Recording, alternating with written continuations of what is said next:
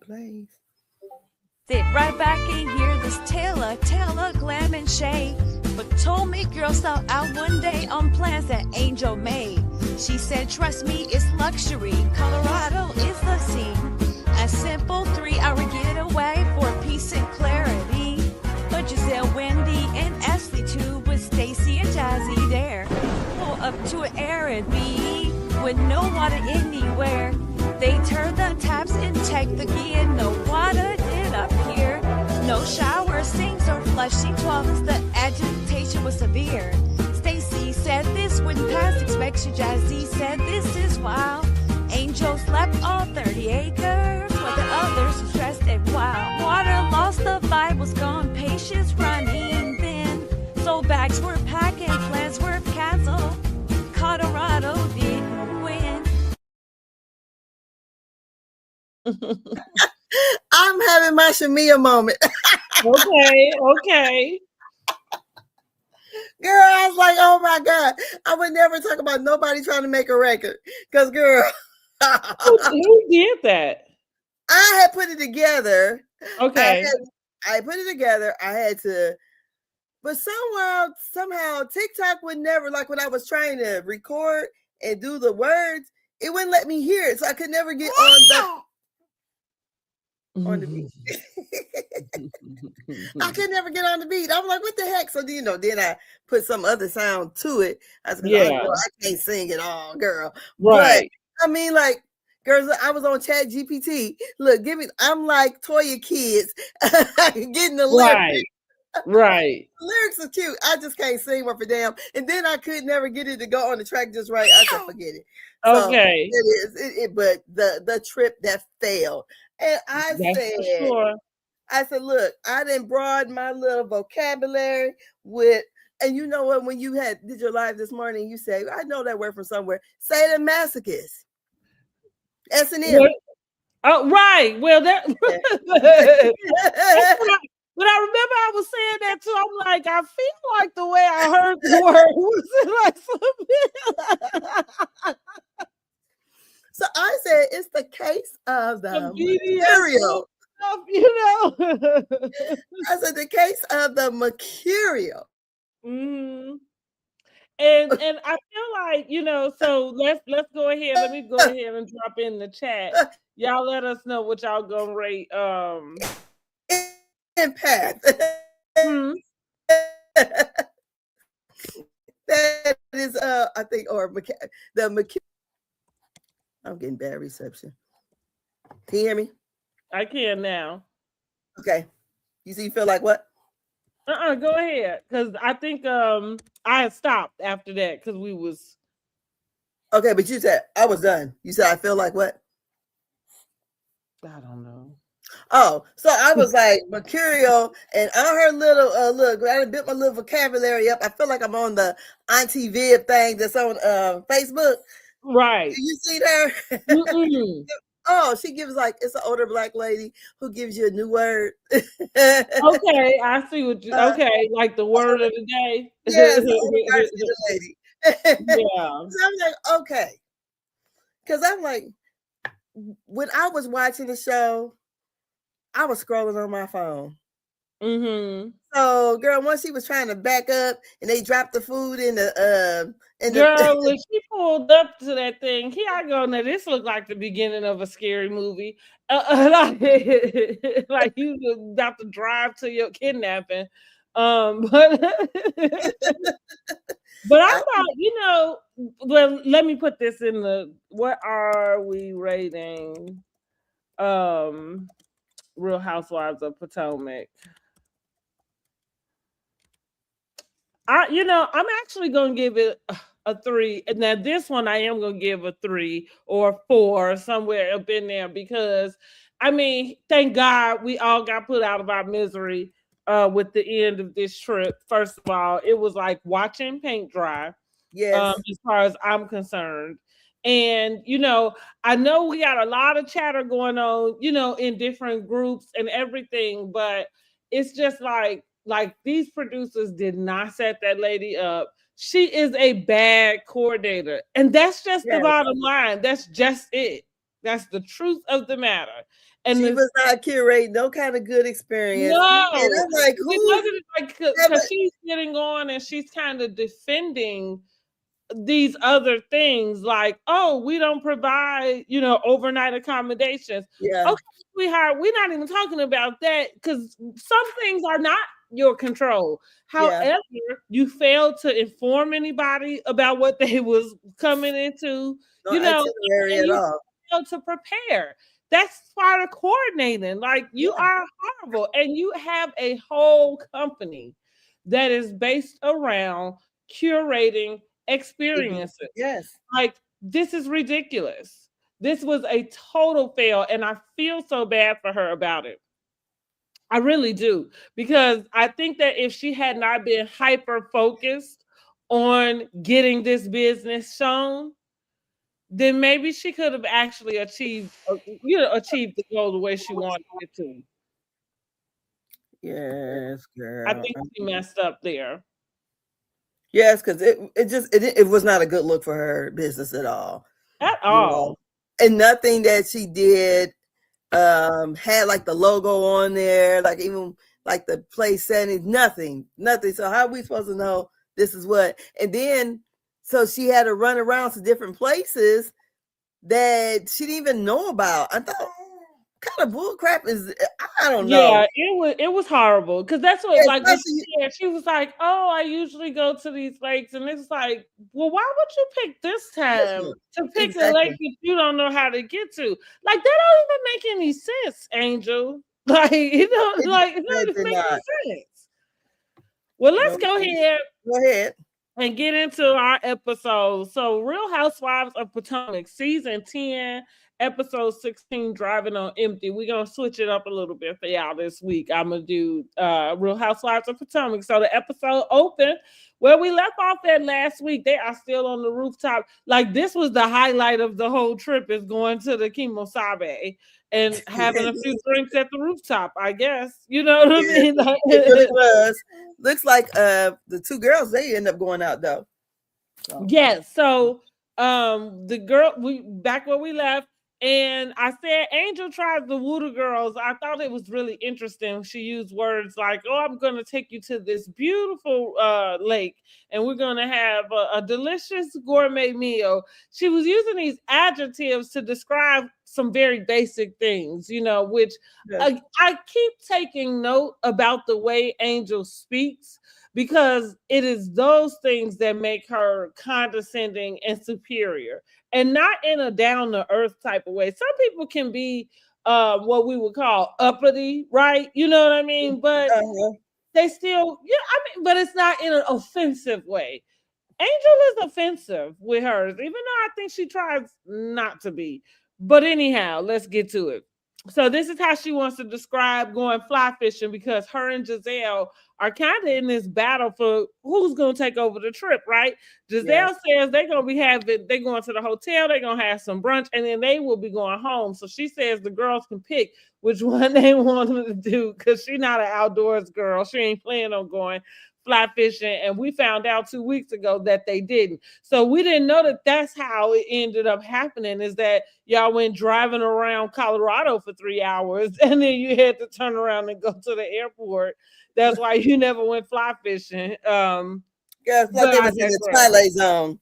Exactly. Like, are we there yet? Right. So Giselle did ask Angel if she was going to spend the night. Angel said yes, sure. She's gonna spend the night. Just want to make a mental note of that, because this is gonna come back up.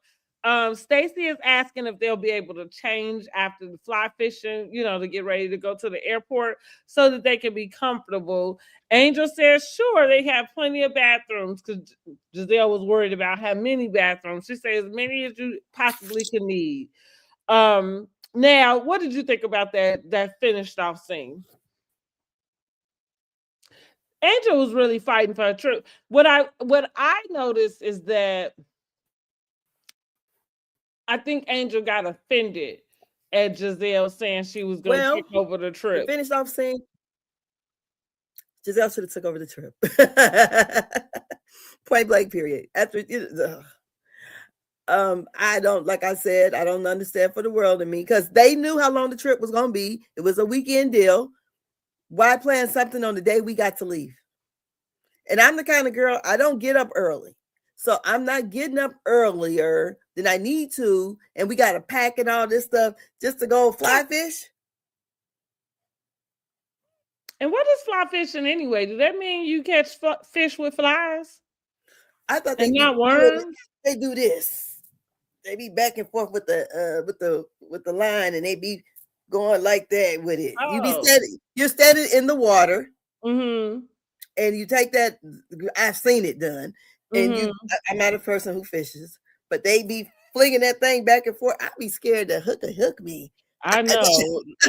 Look, that's how clumsy I am. Let me be out there and it would be me. I fall in the water and drown in 2 feet of water. No. That ain't for me. And that's what I said in my reviews last week when I said, she said, read the room. Those women ain't gonna want to do that. Maybe the earthy girl, what's her name? Monique. But the rest of them women ain't doing that. Yeah, I think she did a horrible reading of the girls. And I'm just going to say, go here. I like to say she made the number one housewife mistake, which was coming up with your idea of what you thought we wanted to see. We did not need for her, like, it was like nobody came to get Angel Massey in season 10 to come and turn Real Housewives of Potomac around. So I don't know why she was so committed to this idea of changing or showing these girls something new. I think she made her own bed. What, in the words of Giselle, she dug her own grave and threw herself in it. Okay.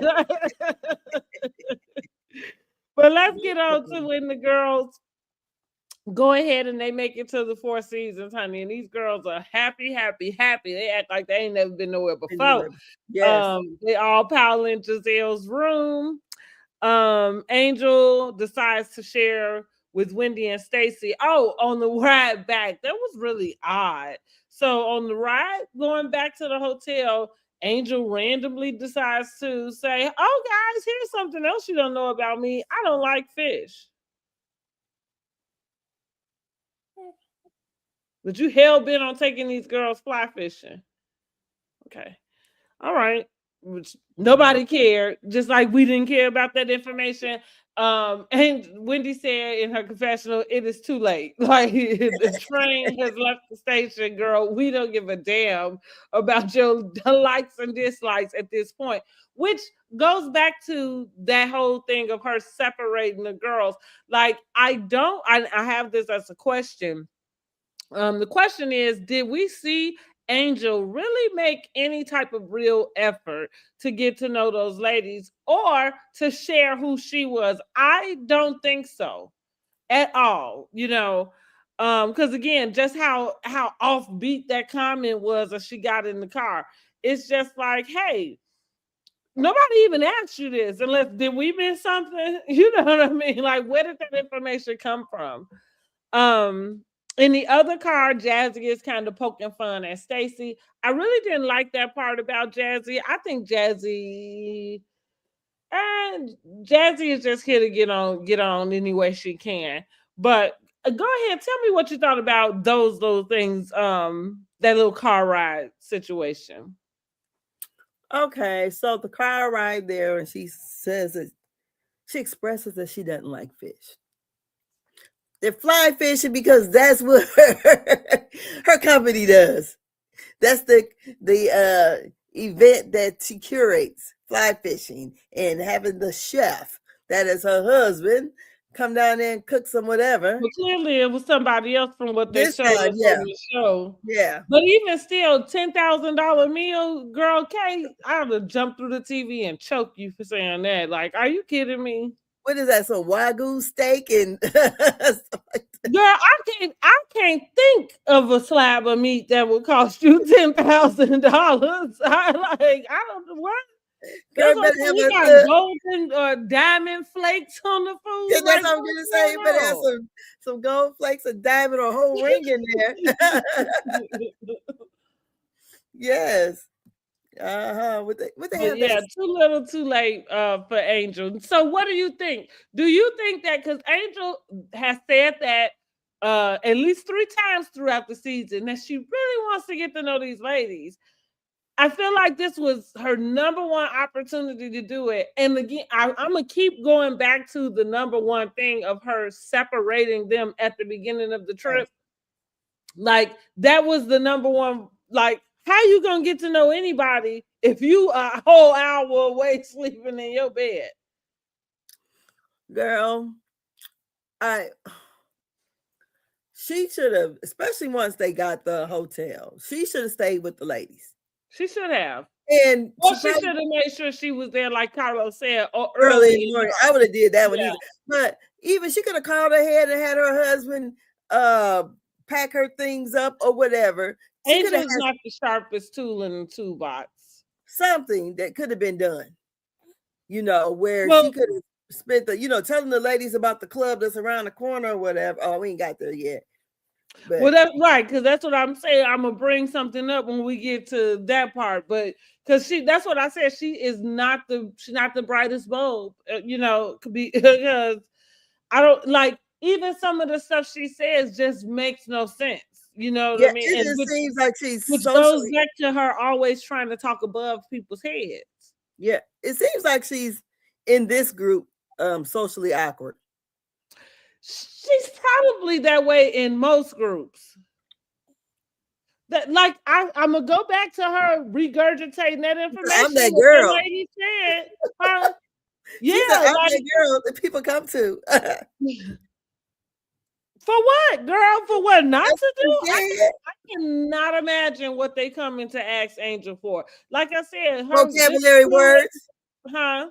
Vocabulary words. Okay, then that would be about it. Like she is the misspelling bee. But they're not asking you how you are running anything. I'm like, that house, that's why Bobby gotta be there with the kids, because that house is probably a mess, honey. She probably don't have any type of order going on, even though and I think she just kind of behaves in this way that it doesn't feel calm. It feels like you oblivious to what's going on. You know what I mean? Well, let's get on to where the girls get to the hotel. So, like I said, they all get to the hotel. They pile up in Giselle's room. Angel is trying to be the head and not the tail of this trip. So her and Giselle are now going back and forth to be the ones to discuss what the upcoming plans were. And I'm with you with Giselle. Listen, Giselle had not always been my favorite housewife. And on Potomac, I actually don't have a favorite housewife on this one. But anyway, Giselle has risen to the top for me this season. I think she called everything as it was, and she got it all right. Like I don't think she said anything that was wrong or out of line. Now, did she have to talk to Angel the way she did on that plane? Maybe not. Maybe not. But I feel like that was Angel's moment to activate. And she missed it again. Anyway, she missed all of her moments, honey. Like, we gonna see how she bringing it on this reunion. But my faith is very little about how she shows up in this reunion. So she's telling the ladies about this honky tonk bar that they can go to around the corner from the hotel. Kay ends up asking, like, well, what about our clothes? Because again, she said that she would spend the night. Well, Angel turns around and says, well, we will have to go back to the house and get them. That's about an hour away. So they would have to drive an hour to Angel's house to get the clothes and then drive an hour back. So then she says, I doubt by the time we get back with the clothes, anybody want to go to the honky tonk bar. Why did you tell them about the honky tonk bar if that's what? Girl, she must go to bed at 8 o'clock each night. That's why she would cry and get out them scenes on that other trip. She left the other thing early with a little bit wing because she was surprised tired. You know how babies do. They get tired, they get cranky and start crying. She go to bed at 8 o'clock. Listen, she, like I said, she is She is not the no sharpest fun. tool in the toolbox, honey, because I was confused. Like, why did you even mention this to them if you knew you had to go back to go get these clothes? If you knew that was a 2-hour trip, which goes back to her planning ability, why would you, A, separate your group, but B, separate y'all an hour away from each other? Girl. Whose Her idea pettiness, was this? her pettiness didn't work. It didn't work because she took those other girls with her. Okay, so they could feel a But little it's not like superior. they had more fun, honey. I They feel like they didn't. thought they wanted to be at the house with the other girls. I think I would have stayed. Mm-hmm. I would. And, Like, thanks, but no thanks. You yeah. go back to your husband. It was like, so while we watched them, as we'll get to the next day, let's look. Well, 1 second, because I'm about to say it felt like Angel was holding them hostage. Yeah, well, I would have stayed. Once Yeah. I would have felt once when I would have got on that ride back to because I guess I want to know which direction were they coming when they got off that plane. Were they coming past her house or were they closer to that hotel? Because it just seems like, did we go past the house? Then we got to go back towards the house. Well, listen, Angel ain't gonna think of a damn thing to help anything. And everything out her mouth is how thoughtful she was about their time and how considerate, how she considered these things. Girl, what the fuck was you using to consider these things? Because you didn't consider a damn thing, as far as I'm concerned. Not travel time, like not yeah, it was a mess. So I'm guessing that they weren't close. Because it even seems to me all that money she spent on that jet, that the next day she should at least had a helicopter. Yeah, you could have picked the girls up right to get there faster if that's what you was gonna do. But hell, she didn't know where the hell she was going, so no, that's why she didn't get nothing. $10,000 worth of food. I said all the girls are happy about the running water, so they start to sing a cute little song by the piano. Yes, that was cute. I like that. I thought that was cute. The song they did. What was the ending that Tia said? Uh-huh. Basically that Giselle took control of the trip, right? Yeah. So Giselle kicked all the ladies out. This is the question I have. Do we think the girls stay at the house? And does that make Angel a bad hostess?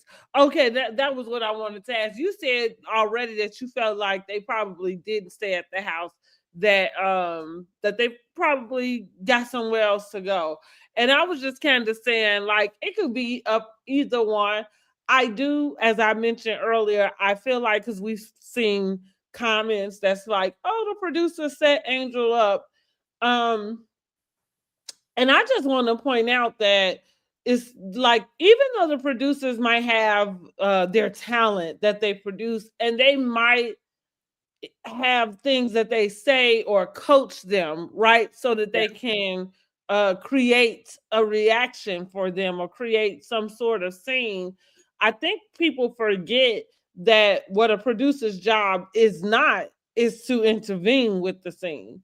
So like, as they were lost, as they, like, even with the house, like not having running water, I do think that it's not their job, unless there was immediate danger, that it's not their job to come in and intervene. And part of the reality part is that you would be there to catch these actual reactions, which goes back to Angel and her bad hosting, because I feel like after the fact, here she is explaining this well water and the intermediate, and it's like, this is your town, this is your scene. That was something you should have prepared them for previously, but you really should have had them booked at the Four Seasons in the first place. I don't know why you thought taking them girls in the woods was a good idea. Like, that's ridiculous. But that's what the guy said that she wanted was the Four Seasons. Who? At first, whatever that guy name is over there on. Are you saying that's what Angel wanted was the Four Seasons? Yes.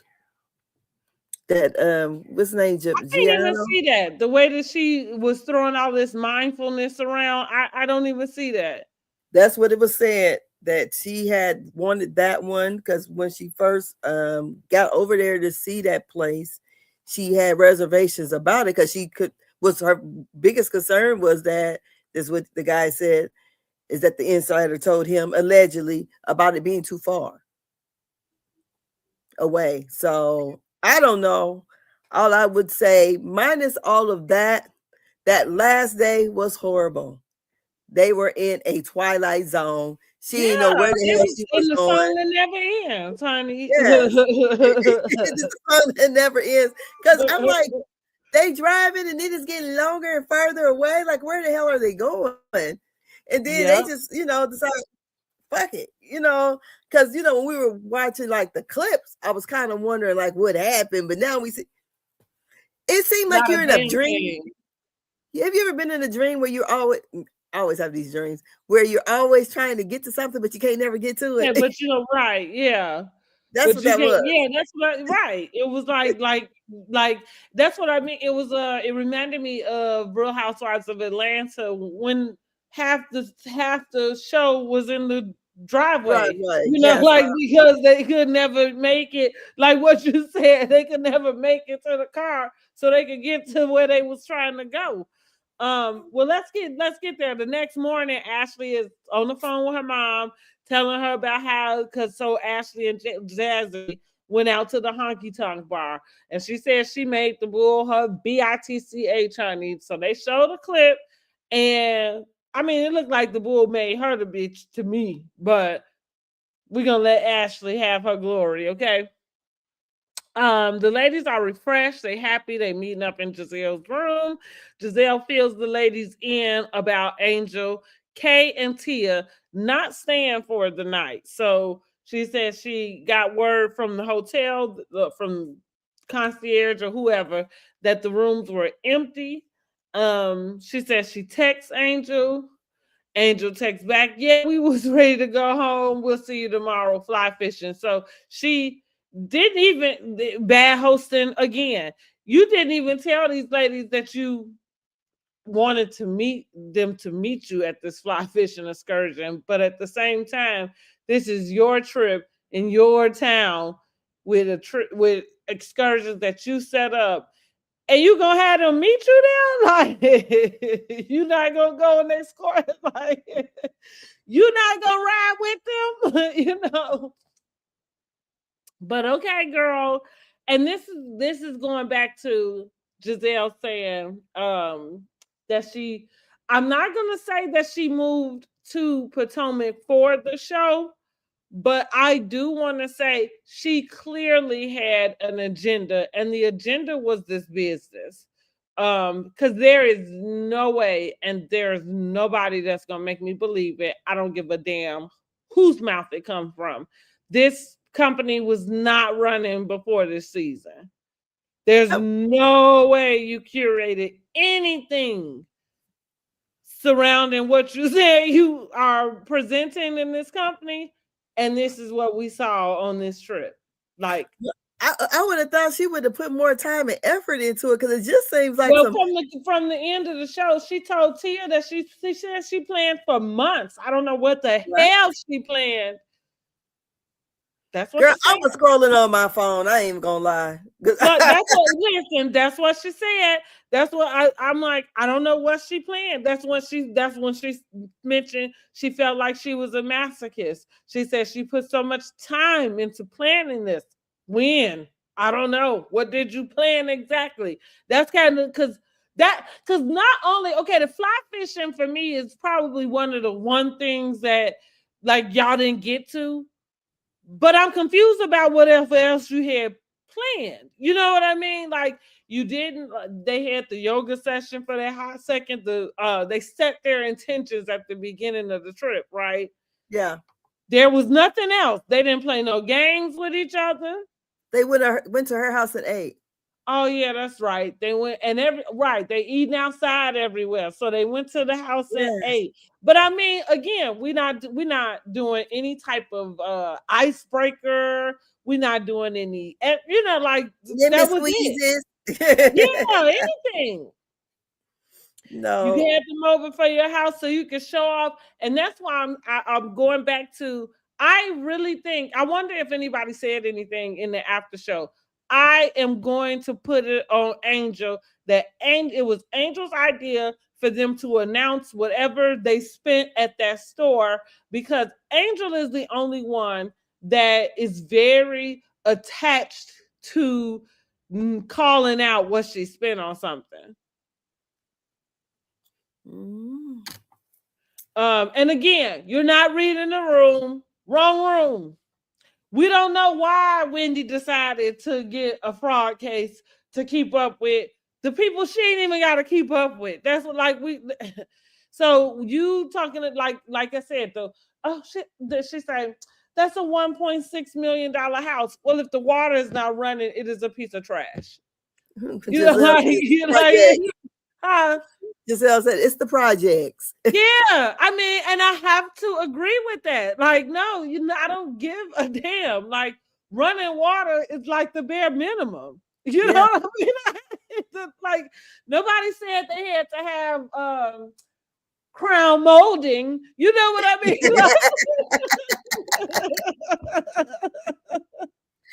Girl, I was looking at my crown molding I had put up. Girl, I'm so mad. All that money I spent, that man did that shit wrong. Girl. But you know what I'm saying? Like, running water when you go somewhere is the bare minimum that you really expect. The very bare minimum. So at the point in which that is the problem, and I did not feel, and I don't think that, I'm not trying to put Angel in a position to feel like she had to kiss anybody's ass or anything, because I don't think that, but she was not gracious. She was not gracious for this being a horrible trip. She was not even accountable for this being a horrible trip. It was like, where was she at? Earth to Angel, like, are you here with us? Like, she was accountable at the end, and she cried on the plane. She said, "I'm sorry" on the plane. So I guess that was good enough. I felt like she was treating them like they was just complaining. Because she didn't have to go without no water. Like, that's not right. And they go back to her agenda being this business, because I feel like she treated the trip, the cast, and everything like a 9 to 5. Like, and here's the deal. That's the way that they film. We ain't never supposed to know that. Like, she missed the memo. You know what I'm saying? So, like, I feel like when the cameras went down, she clocked out. Well, I don't know if she ever clocked in, but technically, she was off work. Right? Yeah, right. She was off work. And so I feel like for her, that meant she didn't have to engage with the girls. You know what I mean? Yeah. Not realizing that is what would make for better TV, for you to engage with these girls that you got to spend this time with anyway. What is wrong with you? Girl, all right. Earth to Angel and poor Kay, they are not best friends. Those are people who just know each other, and they've known each other for a while, because Kay did not save her friend at all. As a matter of fact, I guess the chin check worked, because they didn't even seem like they just seemed like they were acquaintances that knew of each other and probably worked whatever they did together. But as far as a friendship, no. Mm-hmm. No. Not even that we were friends 20 years ago when we was in school, besties. Right. We know each other. Like, right. Like, okay, around the way. Right. Y'all definitely. I agree. So now they are where I'm at. So they are tasked with meeting them at the fly fishing expedition. Because like I said, the girls didn't stay at the hotel. So they give us like a running clock. They got about what, 5.5 hours as they leave in the hotel, something like that. Till they need to be at the airport or till their flight leaves. So that also means, most people try to get to the airport a little bit earlier than the actual departure time as they fly of the flight. But anyway, so we got the little countdown going. As they get in the car, they find out it will take them over an hour and a half to get to the excursion. So Giselle, Ashley, and Monique are in one car. They're discussing just like their relationship with their moms. And see, just like that was what we did not get in Angel's car. Like y'all spent the whole weekend together, huh? They were quiet, but one thing. That's what I'm saying. You asked these girls to come to your house. Y'all spent 3 days together, and yet when y'all get in the car, y'all not discussing like how much fun y'all had with each other? Cause Angel was up crying. Now look, what I want to say is, God dog it. Once they realized they only had 5 hours till it was time for Will's up. Now, but it takes an hour and a half. That's 3 hours. I wouldn't have left. On a cruise. Yes, I'm not going. I would know. No, I would agree.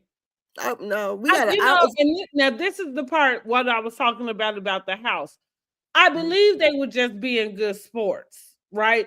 Like they didn't pay for their own flights, and I'm sure like when it's time to go, you ready to go. But I mean, it was probably no sweat off their back, and I think they were just being good sports about finishing this thing out.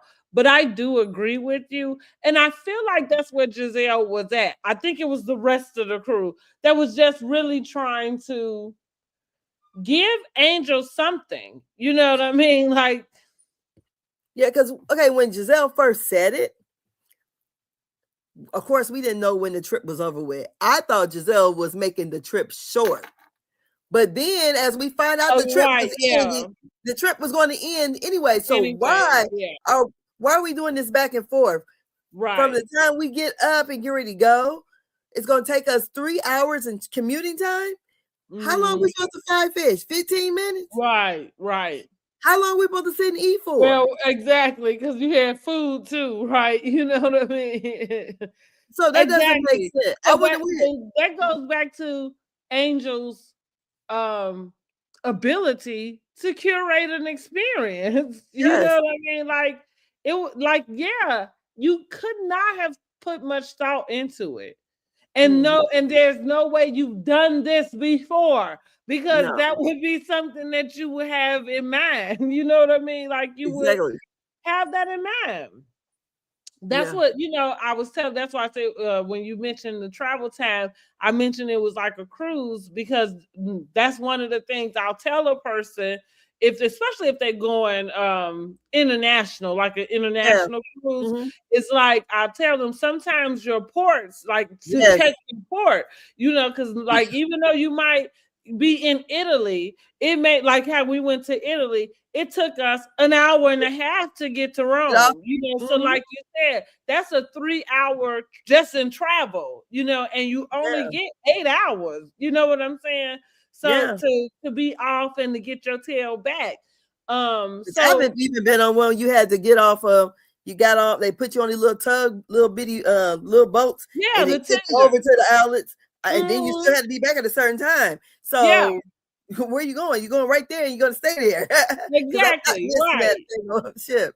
Yeah. But that's, but it's like you not having any type of concept of making that more convenient. And it's funny because she kept talking about how mindful and how much she was being considerate. I didn't see it. I didn't see any consideration. Sorry. I didn't see it. I said, did Bravo have their own plane where they just was gonna walk on the tarmac and get on this plane or something? I said, because you know how it is when you go to the airports. I done been Right. to the See, airport. that's what I was saying. Like, you figure you wanted to get there earlier before your flight. Like, you ain't rolling, like you said, rolling right up 30 minutes before you got to be out. Are you? Like, I mean, unless y'all got it like that. I said, the plane say Bravo up there. Right. Let's see. Where am I at? So like I said, they were Monique, Giselle, Ashley kind of was having a conversation about moms. Monique mentioned that she had talked to her mom over coffee, and Giselle mentioned that her and her mom talk about once a week. So it seemed like she was probably closer to her dad. And so I don't know. Do you think that that explains any way that she is? I know that they kind of discussed that on Carlos King's live last night, but I was just trying to think, like, did I feel like that it had? I think I do think Giselle has pretty privilege, and I think that's where it started and stopped. I don't know that it's any other things, but I mean, everybody got something. Yeah, I'm a daddy's girl, so. Well, you know, like, yeah, but I don't know if being a daddy's girl has anything to do with how you treat women. Because that's what they were kind of really trying to insinuate is like, oh, well, finding out that maybe, and I don't know why not talking to your mother every day, I don't know why once a week would indicate that you're not that close, but maybe it does. However, it was kind of saying like not having a close relationship with her mom is somehow correlated to kind of like the mean girl, tag that she gets. I think that's the role she wanted to play on the show. Mm-hmm. She decided to be like the villain like type, the messy one, because she's not gonna give anything. So that's the role. I wonder in real life outside the show if that's how she really act around her real friends. I don't think so. I got a feeling that she don't, like how she did with the housewife with Kyle and Mauricio. I feel like I think that's how she would show up. She seemed to have a very close relationship with her girls. I would think that she probably teaches her girls kind of the same thing, like to look out for your sister. So, and that's what, like say, I understand why she got that title when it was her and Robin, because her and Robin really did have this language that they spoke, but you know what I mean? They had their bond, and it was very obvious, you know what I mean? Because they're real friends.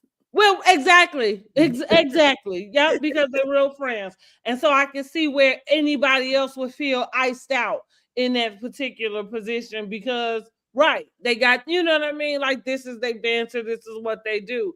But it was never mean. You know what I mean? It was just kind of, like you said, just the little shady one. What else I got? Wendy, Jazzy, and Stacy are in the other car. They're discussing Angel's trip and the mishaps. Stacy brings up to Jazzy that she was surprised that she saw Jazzy exchange numbers with Sharice. Jazzy asked Wendy to chime in about how she feels like she should have handled that because she feels like she was just meeting Sharice. She didn't understand why Stacy would have an issue with it. Stacy explains Sharice had just got done calling her all kind of whores. And yeah, she was offended that she would try to befriend her. Wendy tells Stacy that she should reciprocate the same loyalty that she wants to see from her friends. Jazzy then takes the opportunity to ask Stacy about her attendance at her wedding and whether or not she had intentions on coming before she found out Wendy and Ashley were coming. She wanted to know, was that true or not? I got Stacy tries to explain herself, and not for nothing, if y'all understood what she was saying, then come in the comments and let me know.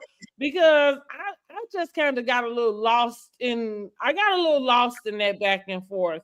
Um, yeah, I was trying to. I was trying to understand, but I kind of just felt like it was such a. That was like a filler moment. They had to figure out something to do. Girl, well, they had to figure out something to do because they was riding in that car forever. That's what So I mean. Yeah, they yeah, had like so they had to pick something it because I up. said now Wendy's advice I think that she gave to Stacey was some good advice. She said she gives some advice about her playing games with the group, but not with her real friends. She's like, you kind of do these things, and I know we joke and we lie, whatever, but you do that with them. Don't do that with your real friends. What did you think about all of that was going on? Well, first of all, Stacey, Jazzy just met you last season. And y'all not real friends. Y'all are co-workers. And for what they say, Sharice is the one who is really the socialite. So maybe she's trying to get in where she can fit in, meet other people, maybe network and, find other opportunities or whatever. So I'm not going to never say because we're coworkers, because you're my work friend that you can't talk to someone else. Mm-hmm. I mean, she didn't have a problem with her talking to Giselle, and Giselle was giving Stacey hell. Mm-hmm. Mm-hmm.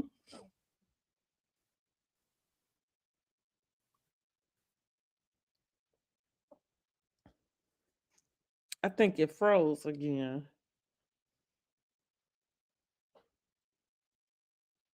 Jazzy, that's how Jazzy actually really came on because Giselle is fucking up. Mm-hmm. Can you hear me? Mm-hmm. Okay. So, I that's the way I felt about that. And the rest of that scene was kind of blah to me. I told you I was scrolling on my phone. Mm-hmm. Yeah, it was a bunch of nothing for me. Also, I feel like we probably did. This is when we get over to Angel's car with Tia and Kay. Now we got 3 hours left till their flight leaves. And Angel realizes that they are lost. They have been driving an hour in the wrong direction, honey. Girl, that was like my daughter yesterday. She had to work away from where she normally works. And first of all, the roads were really bad. So when she ended up getting off work, she should have been coming into towns, headed east. Girl, she had it going towards Chicago. Girl, Oh God. Oh my I'm telling goodness. her, like, because I'm up there visiting my dad, and I'm like, "Oh, are you waiting on me to come back?" Because she would have had my granddaughter, and she was like, "No, I still ain't made it there." I'm like, where the fuck did you go? She's like, Right, I got right. lost. I'm like, you didn't. Yeah. I said, I know in your car it should have said either you were headed west or east, and you should have been headed east. She said, I Mm-hmm. need to look at it. I said, oh my God. So she drove probably like half an hour out the way before she realized she was going the wrong way. So there go Angel. And so at that moment, they know that they're not making it to no excursion. Meanwhile, they got these people at this place. You got the man, and maybe it was for the best because he dropping the damn meat in the damn charcoal. This $10,000 curated experience, according to him. Girl, That's what you would like think they would have had a better grill than that. That's what I'm saying. 10,000. Well, I just like cut it out. And that's what, again, that tells me a lot about Angel's mindset. Because it don't cost $10,000 to eat outside. I don't give a fuck what you're doing. Like, I think you can go eat at Buckingham Palace for cheaper than that. Like you and fly. I'm not one to eat outside. I don't like it. And I like to eat I don't outside. like it like that. No, especially now if I'm trying to eat real good too. Yeah, So, I and the can kind see of that. meal that the $10,000 meal should have been in a covered area for real. Well, you would think so for that type of money, honey. Shit, Yeah. it should have been a covered area. Each person should have their own server, okay? Yes. And somebody washing my hands and Like, I'm like, what the fuck is I need this?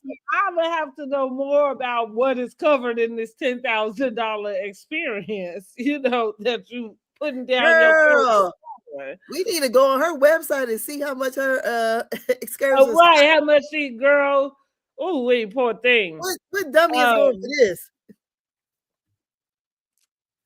I said so, and I did point this out too. Carlos and King talked about it on his show, but I thought it's funny that they lost, but the other people who was able to make it, just fine. But again, like I was saying before, even about everything, it's not the producer's job to come in and redirect. You know what I mean? Like, it really is to just catch what's going on, outside of if there's immediate danger. And what makes me think about that in the truest sense really is 90 Day Fiance and even Love After Lockup. Because if you notice, have you ever watched Love After Lockup or either one? But you notice if the producer knows that something is going on, they don't go and tell the other person. You know what I mean? Like, oh, your inmate actually going to see this girl, or you know what I'm saying, on this day. No, that's not their job. Their job really is, or cameraman, is just to be there to do just that. And so that's what it is. So I thought, yeah, that's funny that they was able to get there, but somehow Angel wasn't. Kay was a little confused because as Angel was explaining, she's like, we both put the coordinates in our, phones, and it gave us the same address. She had to take a wrong. Why was Angel had her butt out the window? I was just lost. Was she farting there? What was going on? I didn't understand it. Oh, I missed that whole thing. She had her butt out the window. And she was kind of like, she was turned sideways. Her butt was facing the window. She wasn't sitting down, and she said she was nervous. I'm like, well, maybe she was passing gas, honey. Poor thing. Girl, I've been strapped up. Huh? I would have been. She's trying to back down the road. I'd have had my dang on seatbelt on. Screw the rest of it. Yeah. So that's what, like, they had to back up down a mountain, and then she's talking about these coordinates. Kay was a little confused. I think what I realized, parts don't have an address. Y'all realize that, right? Mm-hmm. So if you're going to meet somewhere, that would be the way. People who use maps know better about that, because I have horrible sense of direction also. I'm liable to get lost by missing one little turn. Next thing I know, I'm like, where the hell am I? Shit. What else did I have in this little scene?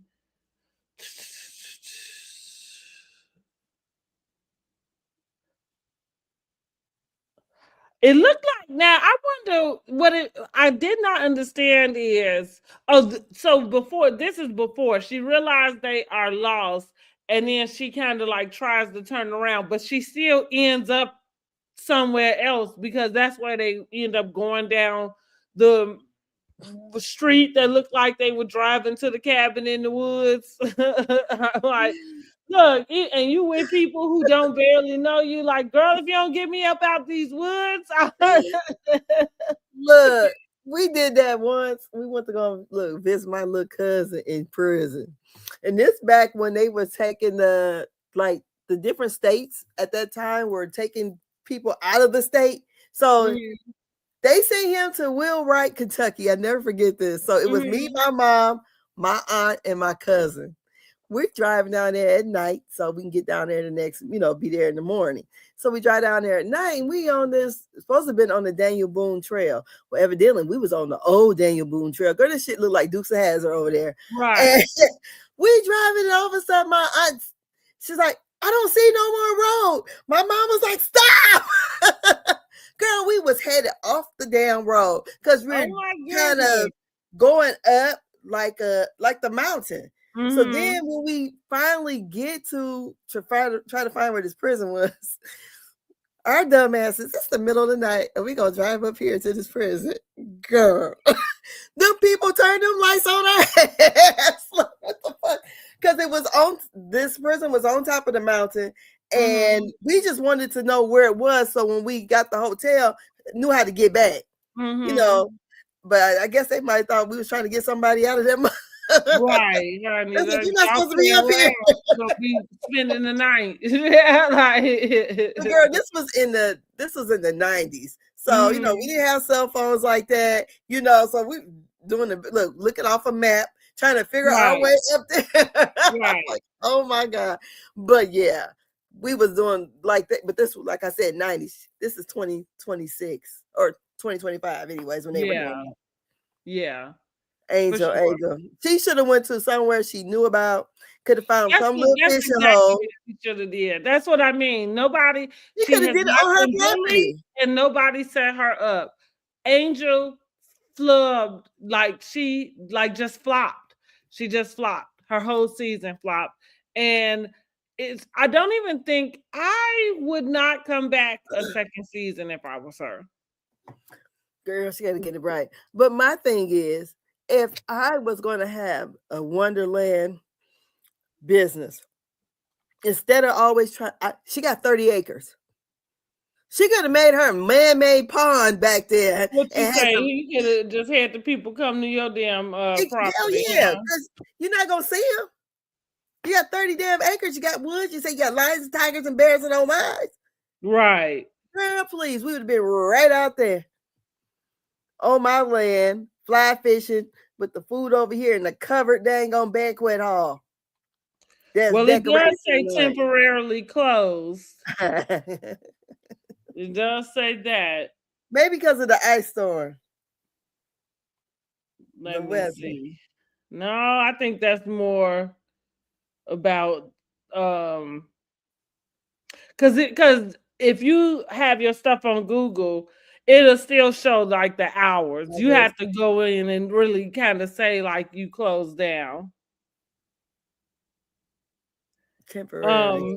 So let's go back. Let's get through this real quick. It's taking me longer than the interest in the damn episode. So Ashley mentions in the car that she thinks Angel, or she kind of says this is Wendy's theory, Angel may have mentioned to Bobby about what happened between whatever Stacy and all of that, and maybe Bobby said something to Chris. Ashley reveals that she asked Chris straight to his face if he was banging Stacy. She says he didn't give her much of a response, right? Meanwhile, I said Angel is pulling up on the road that looked like they should have been driving to go meet the strangers. So and then they had to back down that mountain. Meanwhile, Stacy in the car trying to throw Jazzy under the bus about a recording phone call. So they in there trying to create their own scenes. So Stacy then went and pulled out of her ass that Jazzy was recording a phone call they was having. I said in my notes, I put that I'm over this conversation altogether, just like the trip. That's what my note says. Like, I don't really understand what's going on. I think, as far as Stacy calling out Jazzy about getting Sharice's number, I feel like she could have let that go. Jazzy wanting to know if Stacy was going to come to her wedding before she knew Ashley and Angel was coming, or Ashley and Wendy was coming. I don't know. She wasn't coming. She was only reason why she's coming. I don't know why it matters, though. That's kind of where, that's kind of where, that's where I'm confused at. Like, I hear the words that are coming out their mouth, and I understand the sentences that they're saying, but I don't think I understand what the significance is about it. Because they're not friends. And the thing about the recording on the phone, I remember when my cousin was able to do that. I just was able to start doing that not so long ago, but when she got her new phone, her face kept hitting it. Because the first time I heard it, I was like, girl, what is that? She's like, oh my goodness. But it kept doing it. So it announced it. I'm thinking that's probably the same thing what happened with Jazzy. Her face hit the phone where it was at because it announces that it's recording, and you just hit it right off. So I'm like, come on, girl. I don't think she would. Who was y'all talking about that was that needed to be recorded? Really? Yeah, I agree. BBC lady, come on now. I think she's just trying to keep some shit going, and I don't believe that Stacey and Chris was together, and if so, who cares? Yeah, I'm still over this Stacey and Chris thing too. I'm trying to figure out what the significance is about whether she went out on the date with the man or not.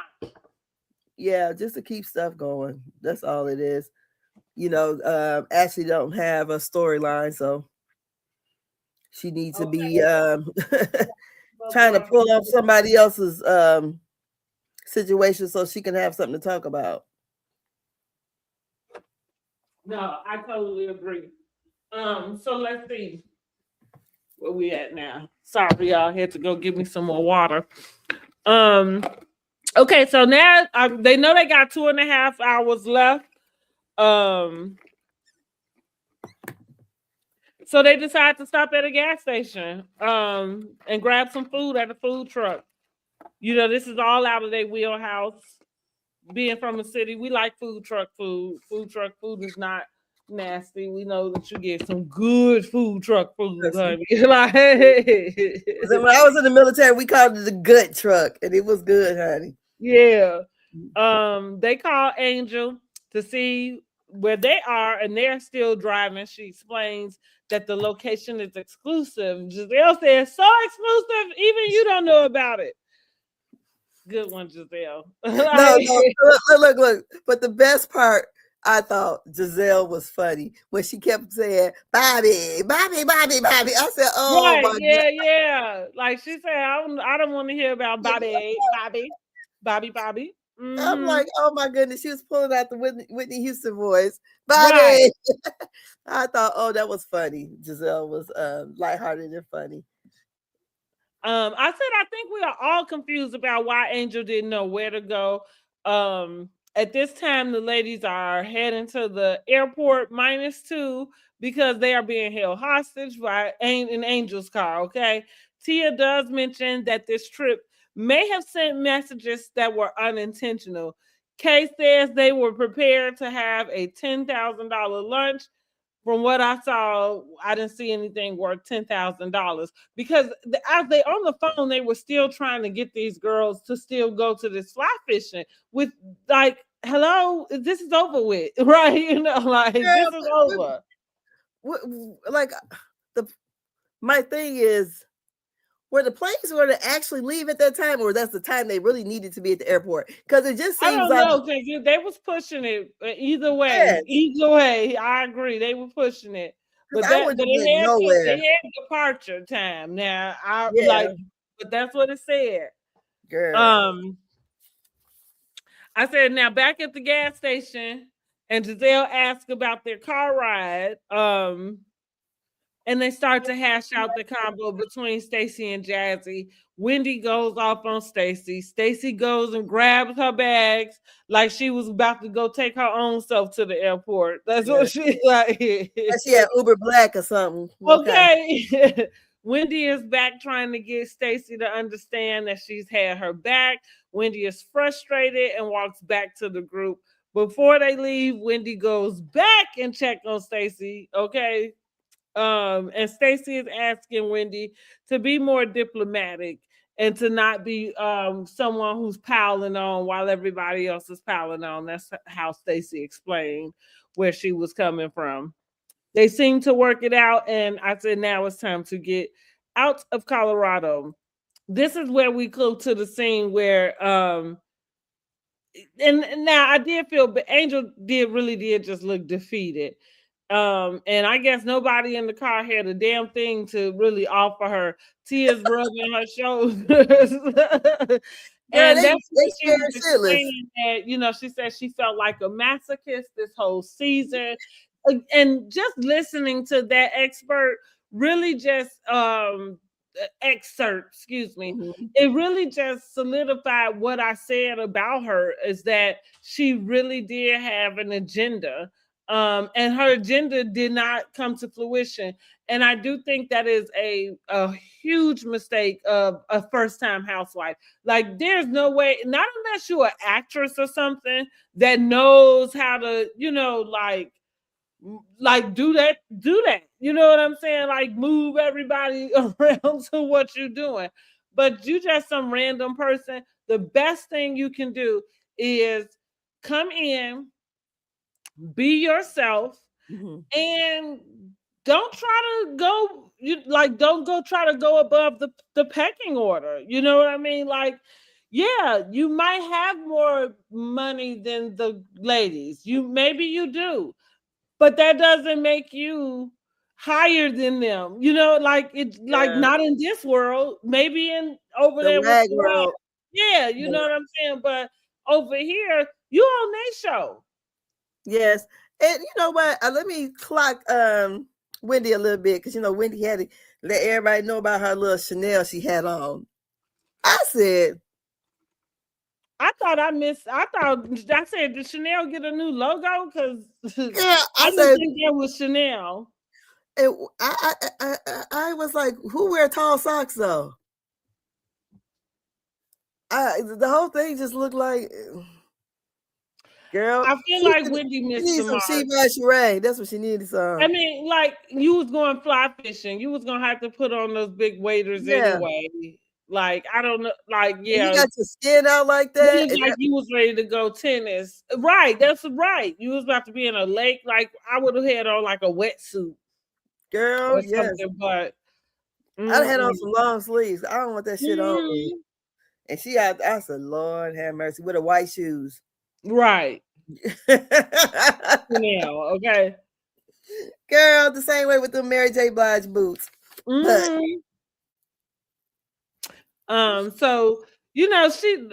Angel is crying again. And as she's just kind of explaining that she took so much time to plan this out.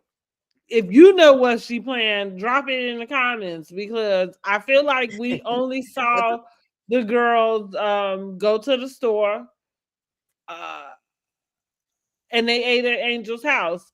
Like, they could have had a V8 for that. They could have had a V8. Yeah, they could have stayed right there in Potomac, girl. So that's really, kind of how it ends. Of course, we get our synopsis of where the girls are. I did have them. Let me see. I did take some notes of them, because I can't remember right now where everybody is, because I'm just getting right on to fam. We are finally done with that raggedy ass trip and this raggedy ass season. Now, let me tell you that it is a raggedy season because it was a mess. Like, it was a mess. However, they drug themselves on along, and so we get on down to our glimpse of Karen. So next week we get our episode where Andy has his one-on-one. We're gonna see Karen get released from jail. We're gonna hear about her jailhouse braids.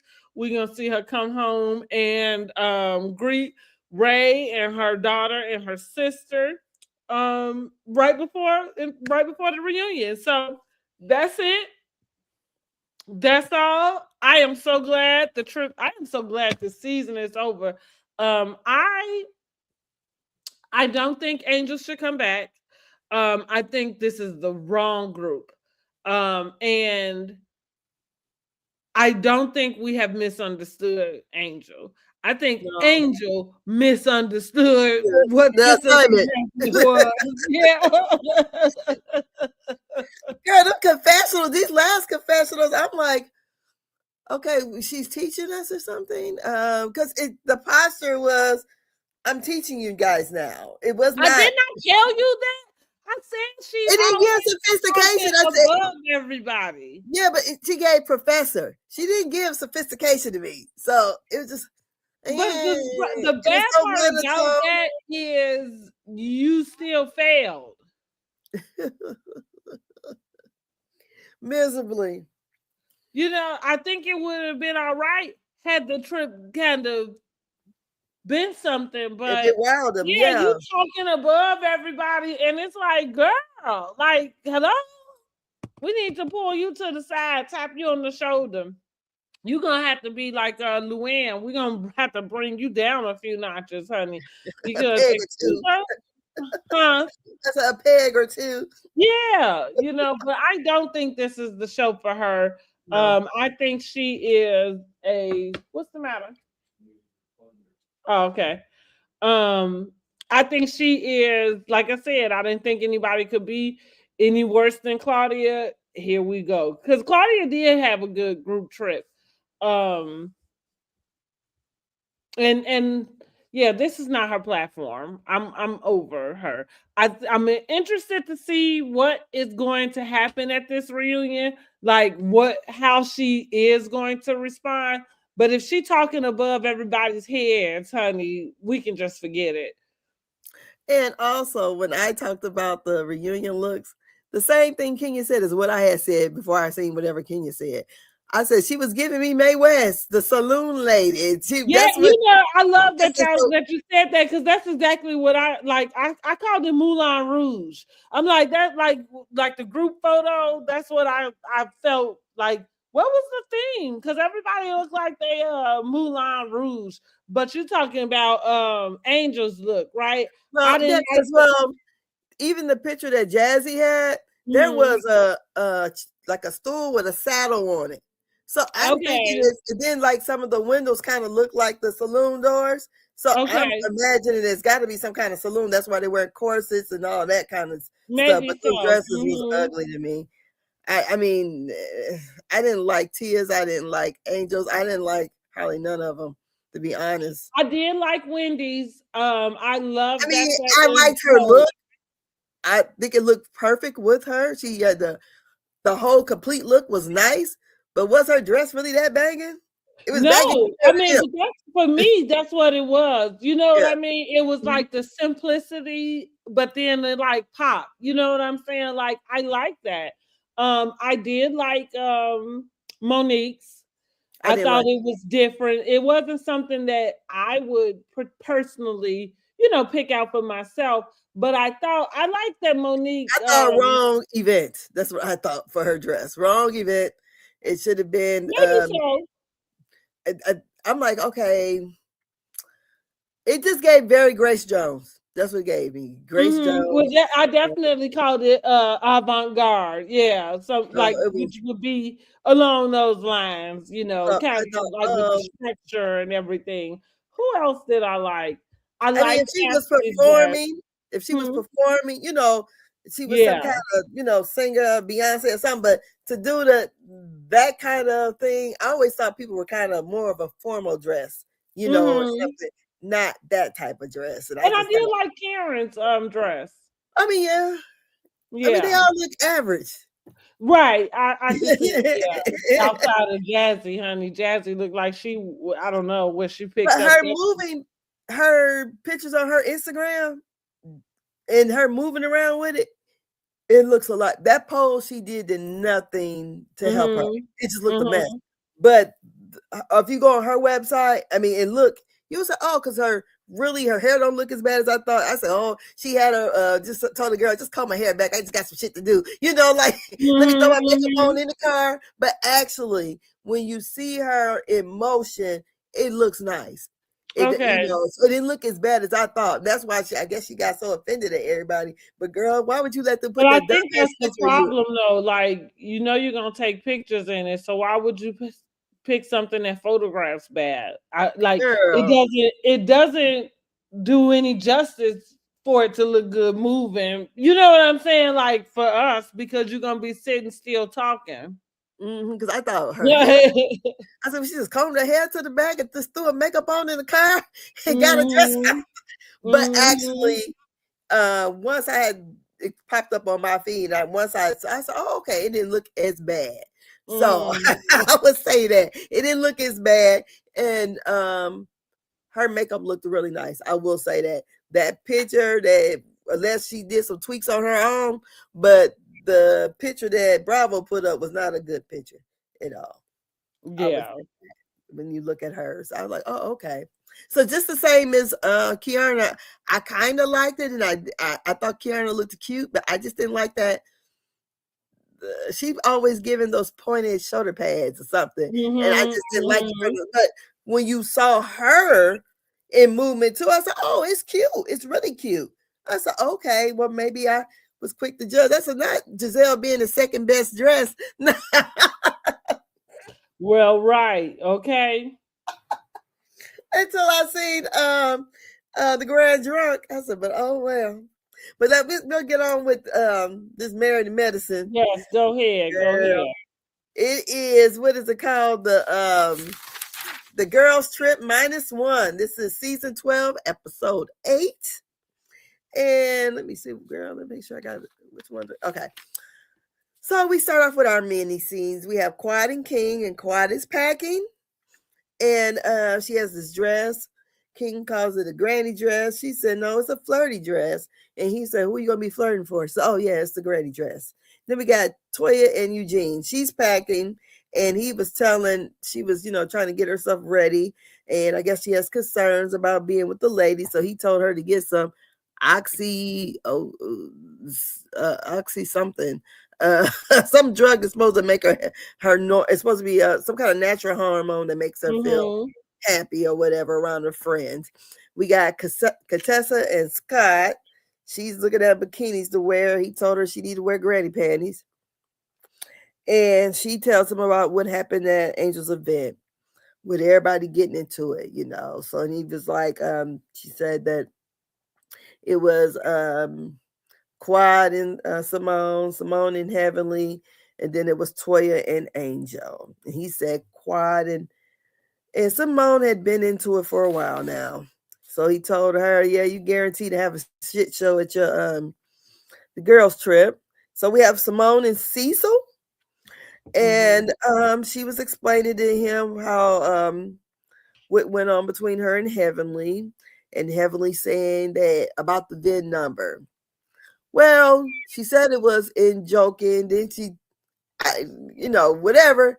It was said at the time during filming. They never played it, but it was on there. So whatever. I think Quad took it way too far or whatever.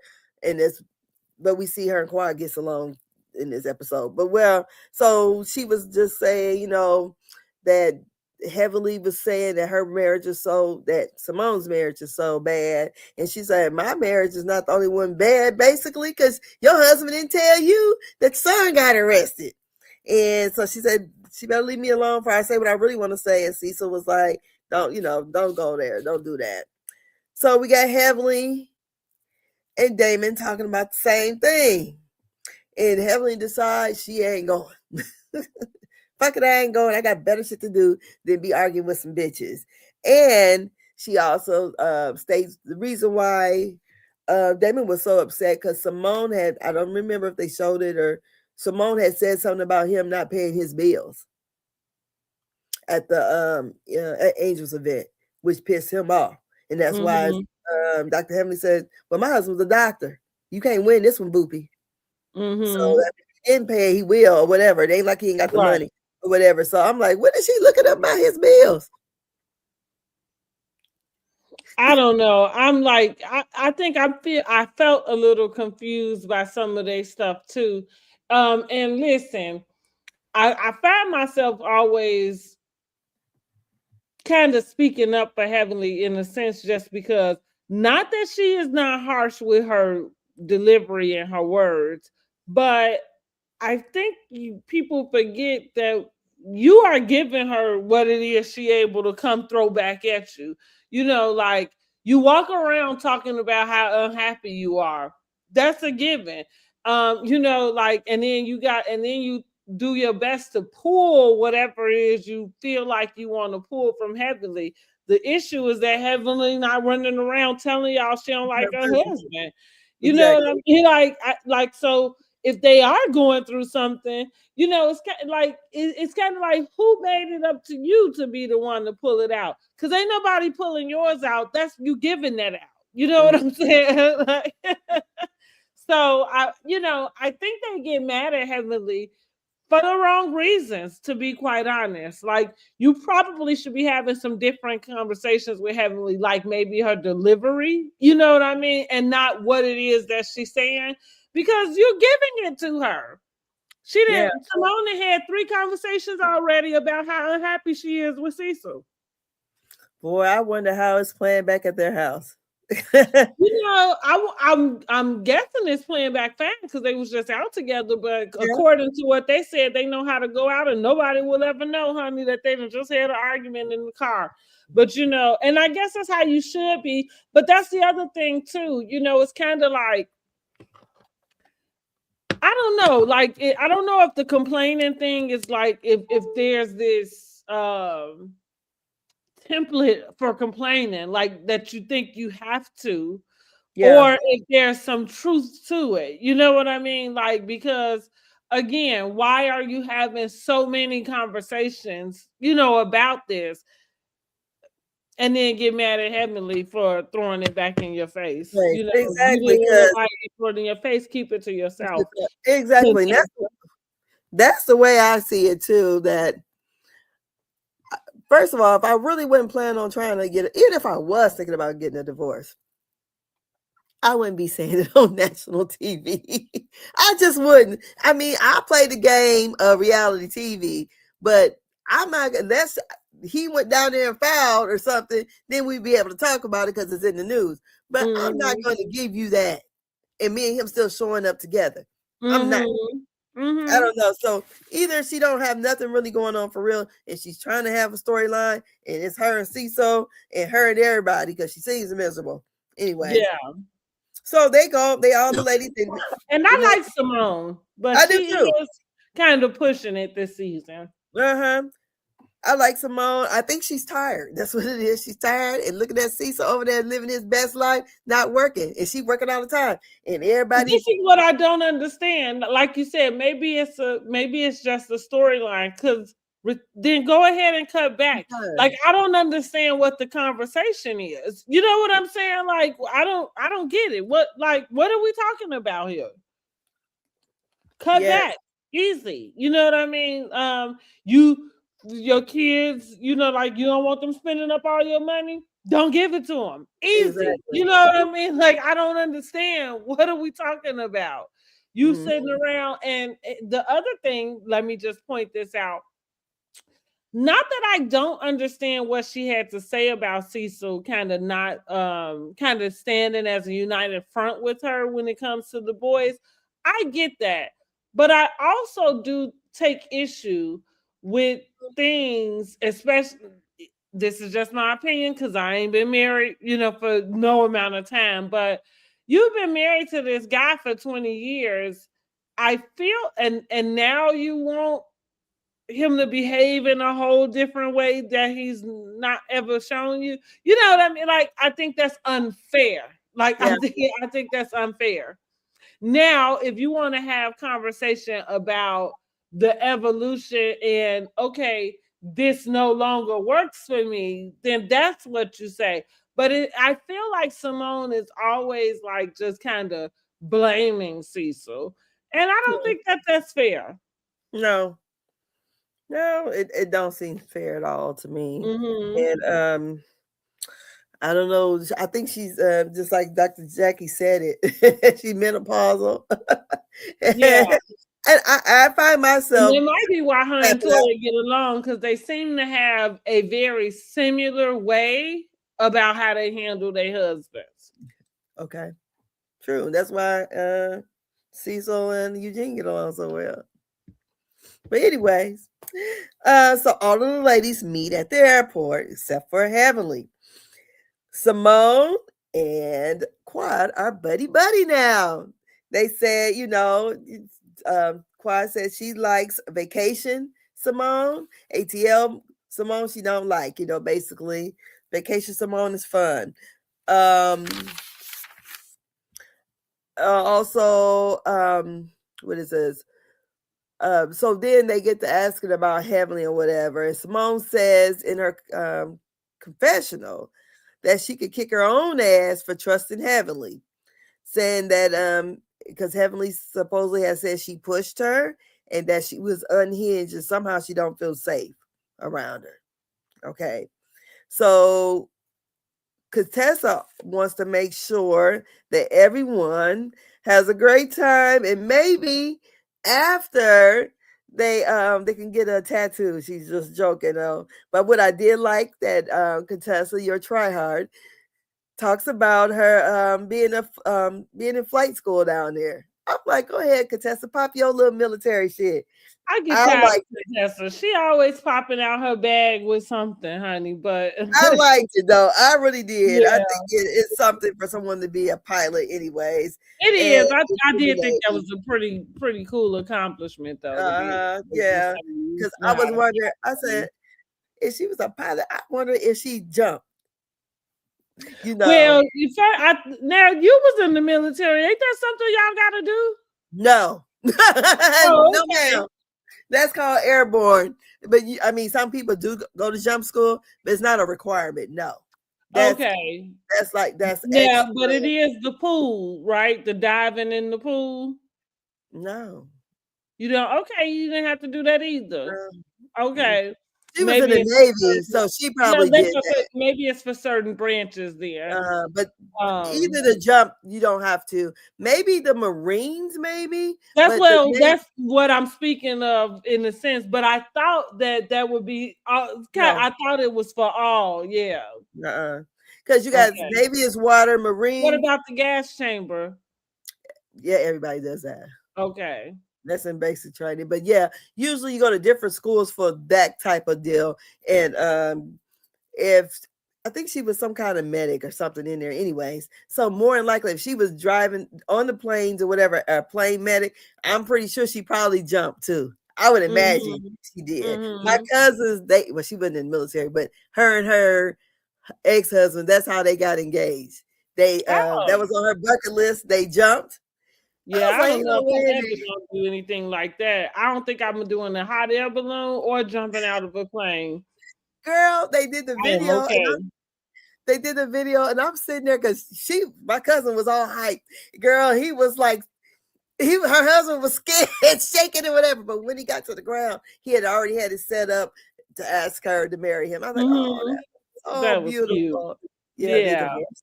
But anyway, but anyway. So then we have Toya. I said she's always asking about Heavenly, so she's making sure Heavenly stays relevant. They're in the vans and she's asking about Heavenly, and Jackie says to Simone that she was on 10. And Simone popped off and said, wait a minute, no, if you're gonna talk about me, you need to say something about your friend Heavenly. And she said, because she brought up something that I didn't do. And then she actually said something about her career and professionals, that if people would assume that she's not telling the truth about something. I think the misunderstanding is Heavenly said that Dr. Simone said that if she had the VIN number, she would look it up too. Quad may have missaid it or whatever, or either Simone misheard. But she didn't say she looked up the VIN number. She said she would look it up if she had it. So what do you think about all that coming from the airport and getting to the Airbnb? I thought the Airbnb was nice. I think I look forward to some of their trips a lot of times, especially like the couple trips. I mean, you know what? That's about all I got.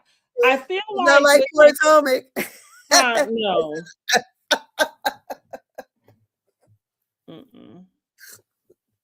Not at all. You know, the one thing about Married to Medicine is that it kind of works on its own. I can't even say that when they bring in new people that outside of Phaedra did not really kind of fit in very well.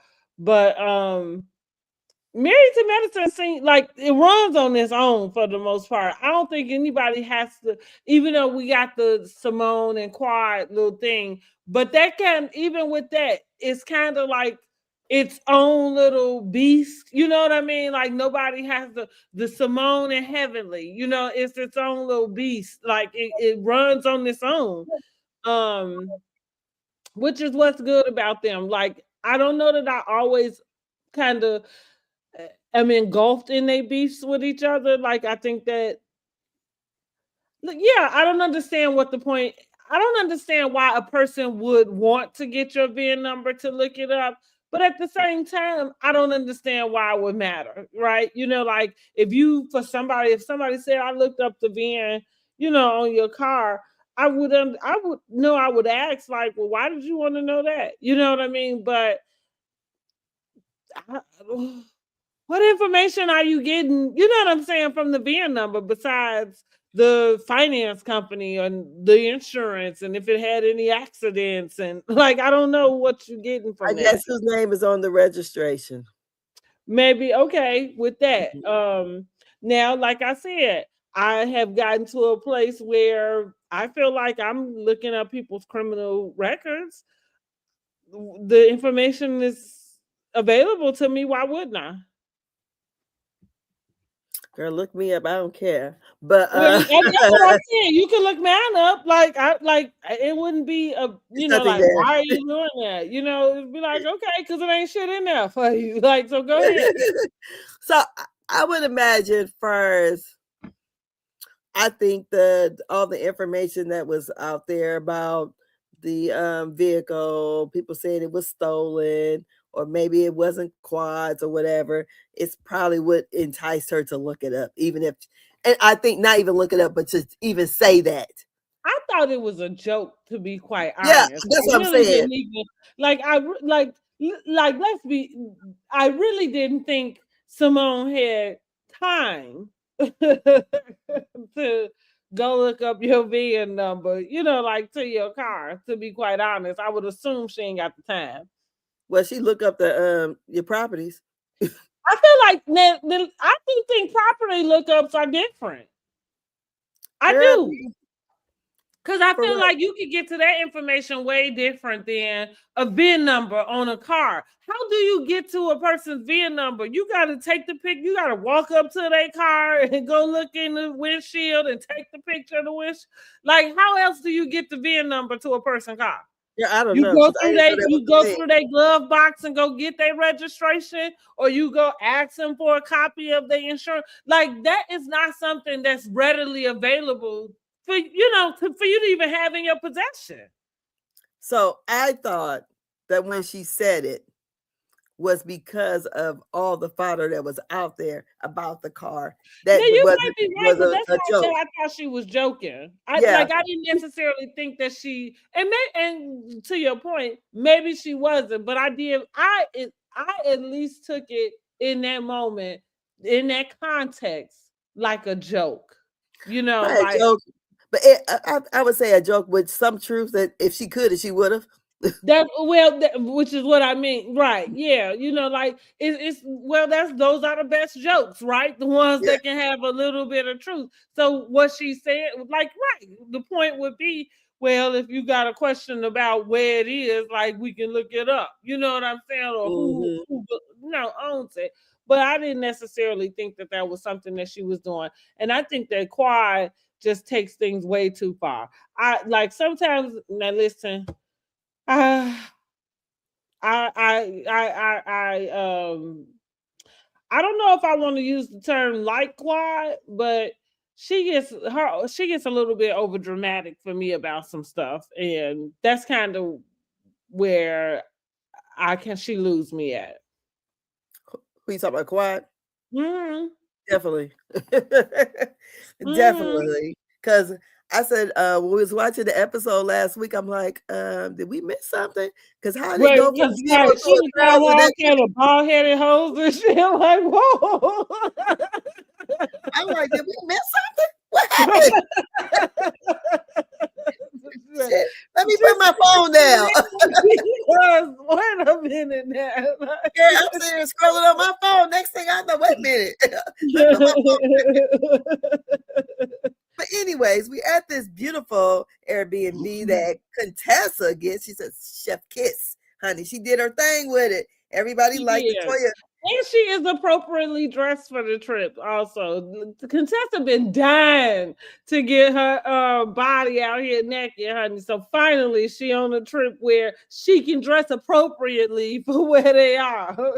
Exactly. So she lets them know that since it's her trip, she's going to have the best room, and the newbie's going to have to share. I thought to myself, now here these newbies talking shit. Now I know y'all done seen these shows before. Yeah, it gets old with these I'm like, rooms. come on now, because and I really felt like the room was not that bad. Honestly, it was not. It was not. You It was not at all. And because I got a room with a house with 6 bedrooms. I'm sitting here looking at you are the nurse. I mean, you're about the one on the the lowest totem pole here. I mean, here's the deal. You're not at home. It wouldn't matter what you had at home, and it's not like you're not paying for this trip, so I thought I didn't think anything was wrong with it. Yeah, Honestly. I'm like, and she goes, "Where's the nearest Carl Ritz?" I'm like, "A Ritz Carlton, really?" Yeah, like when I go on these trips, it's not. And I'm the one who always like whoever is the oldest to me. I always, let them have whatever.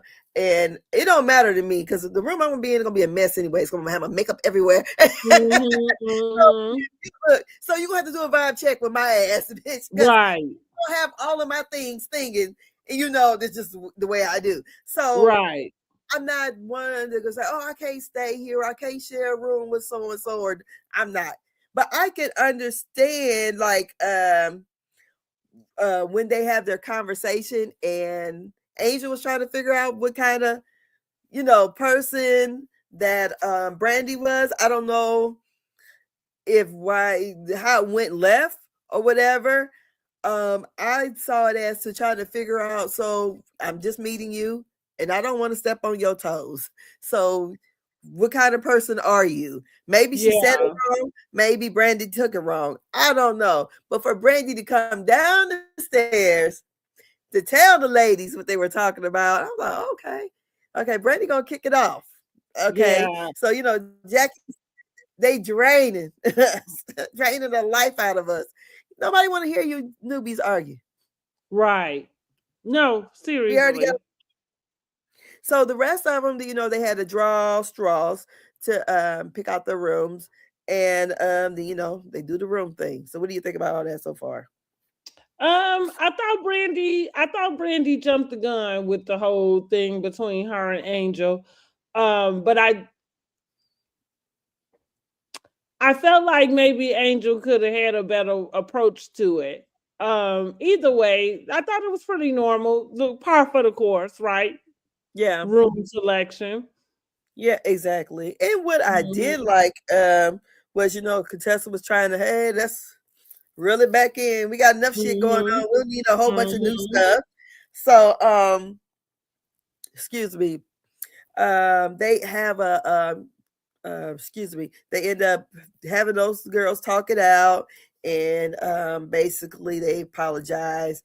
Brandy then was like, oh well, she meant what she said, and this and that and the other. So I'm figuring Brandy gonna be Toya Light.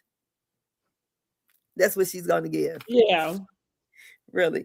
And I will say this. I watched Carlos King's Patreon, and he had Dr. Heavenly and Angel on there. Angel is a Kiki for real. Oh, really? Dr. Heavenly said, so when I win, I'm letting you take my reins. She was funny as hell. I was like, oh my goodness, they was getting Toya. Oh, I mean, it was kind of like shade a little bit, but she basically was talking about the conversation about what they had about the man. And then Dr. Heavenly was saying, I guess whatever Quad had told her, she was like, so why did she ask about him, about you having, about knowing what you was like in bed? And she basically let her know, she's like, evidently she probably tried to find out for herself. She said, but we ain't bumping vaginas over here. I said, oh my God, it was so funny.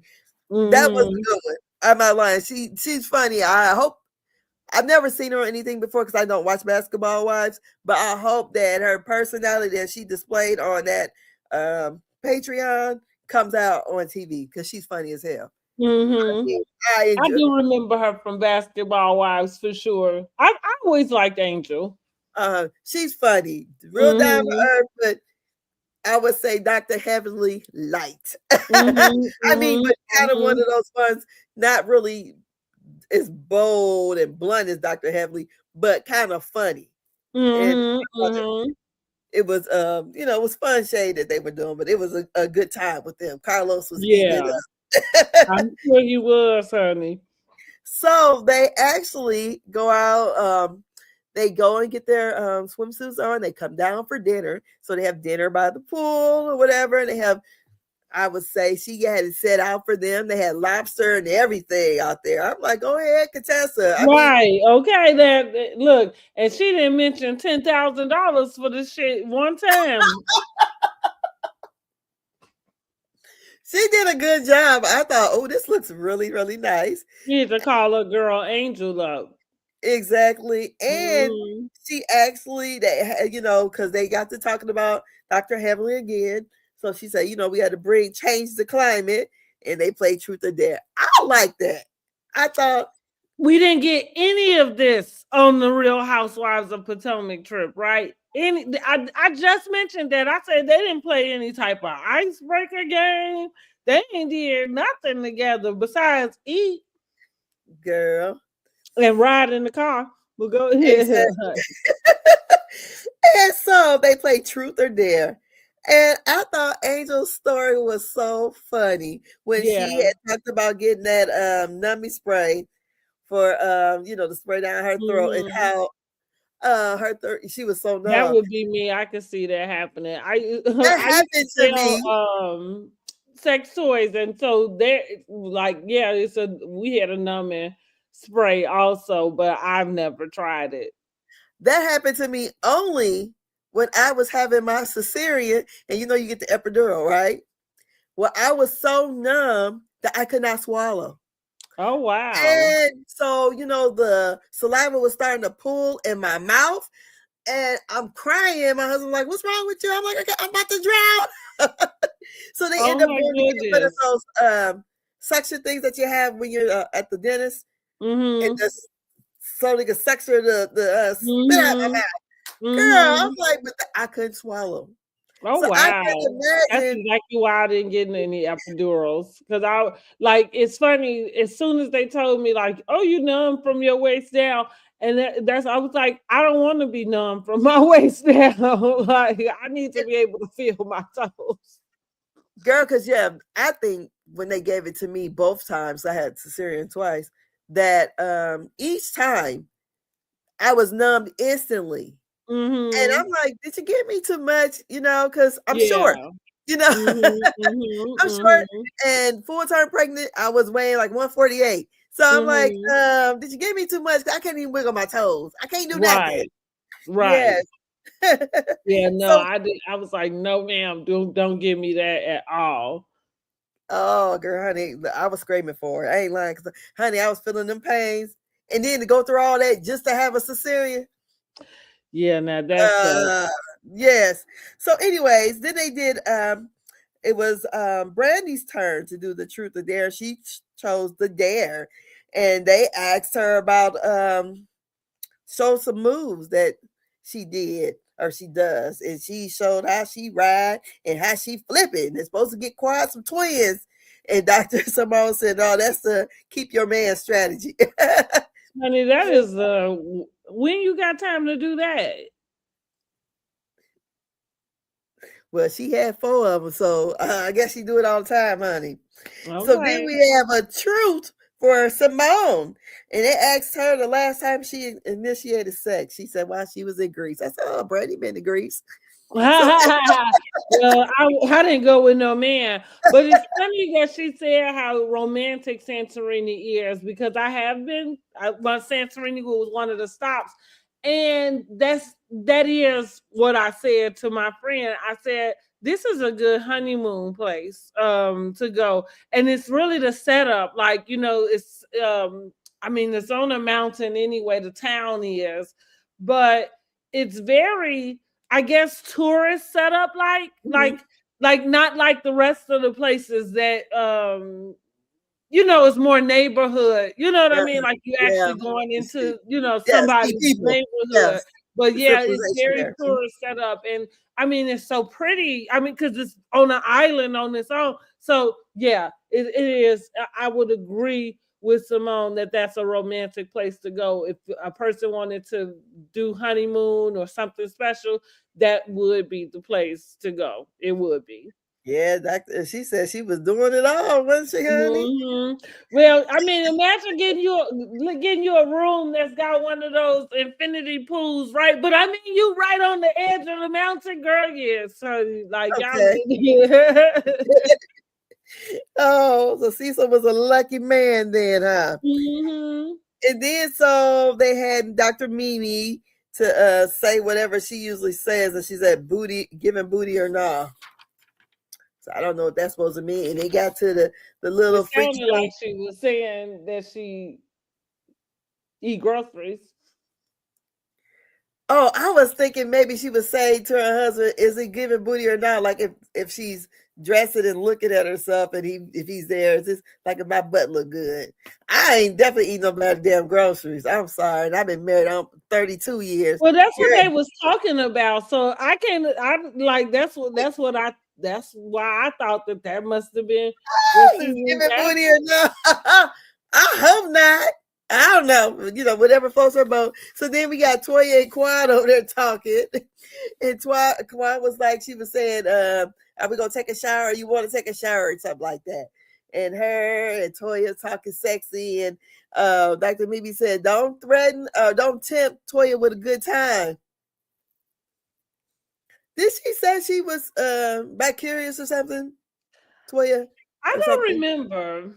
I think she said once, or she had an experience. I would say that. Okay. I think she did, or something, because it's always kind of like the running theme of her maybe trying to invite somebody to the room or something. It kind of seems like that's always that. She said Eugene wouldn't go for nothing like that, though. So, and Contessa says, when she does a lot of this fellatio, and she don't really enjoy it that much. I said, okay, ladies, we find out a lot. But the truth of I don't blame her because I don't either.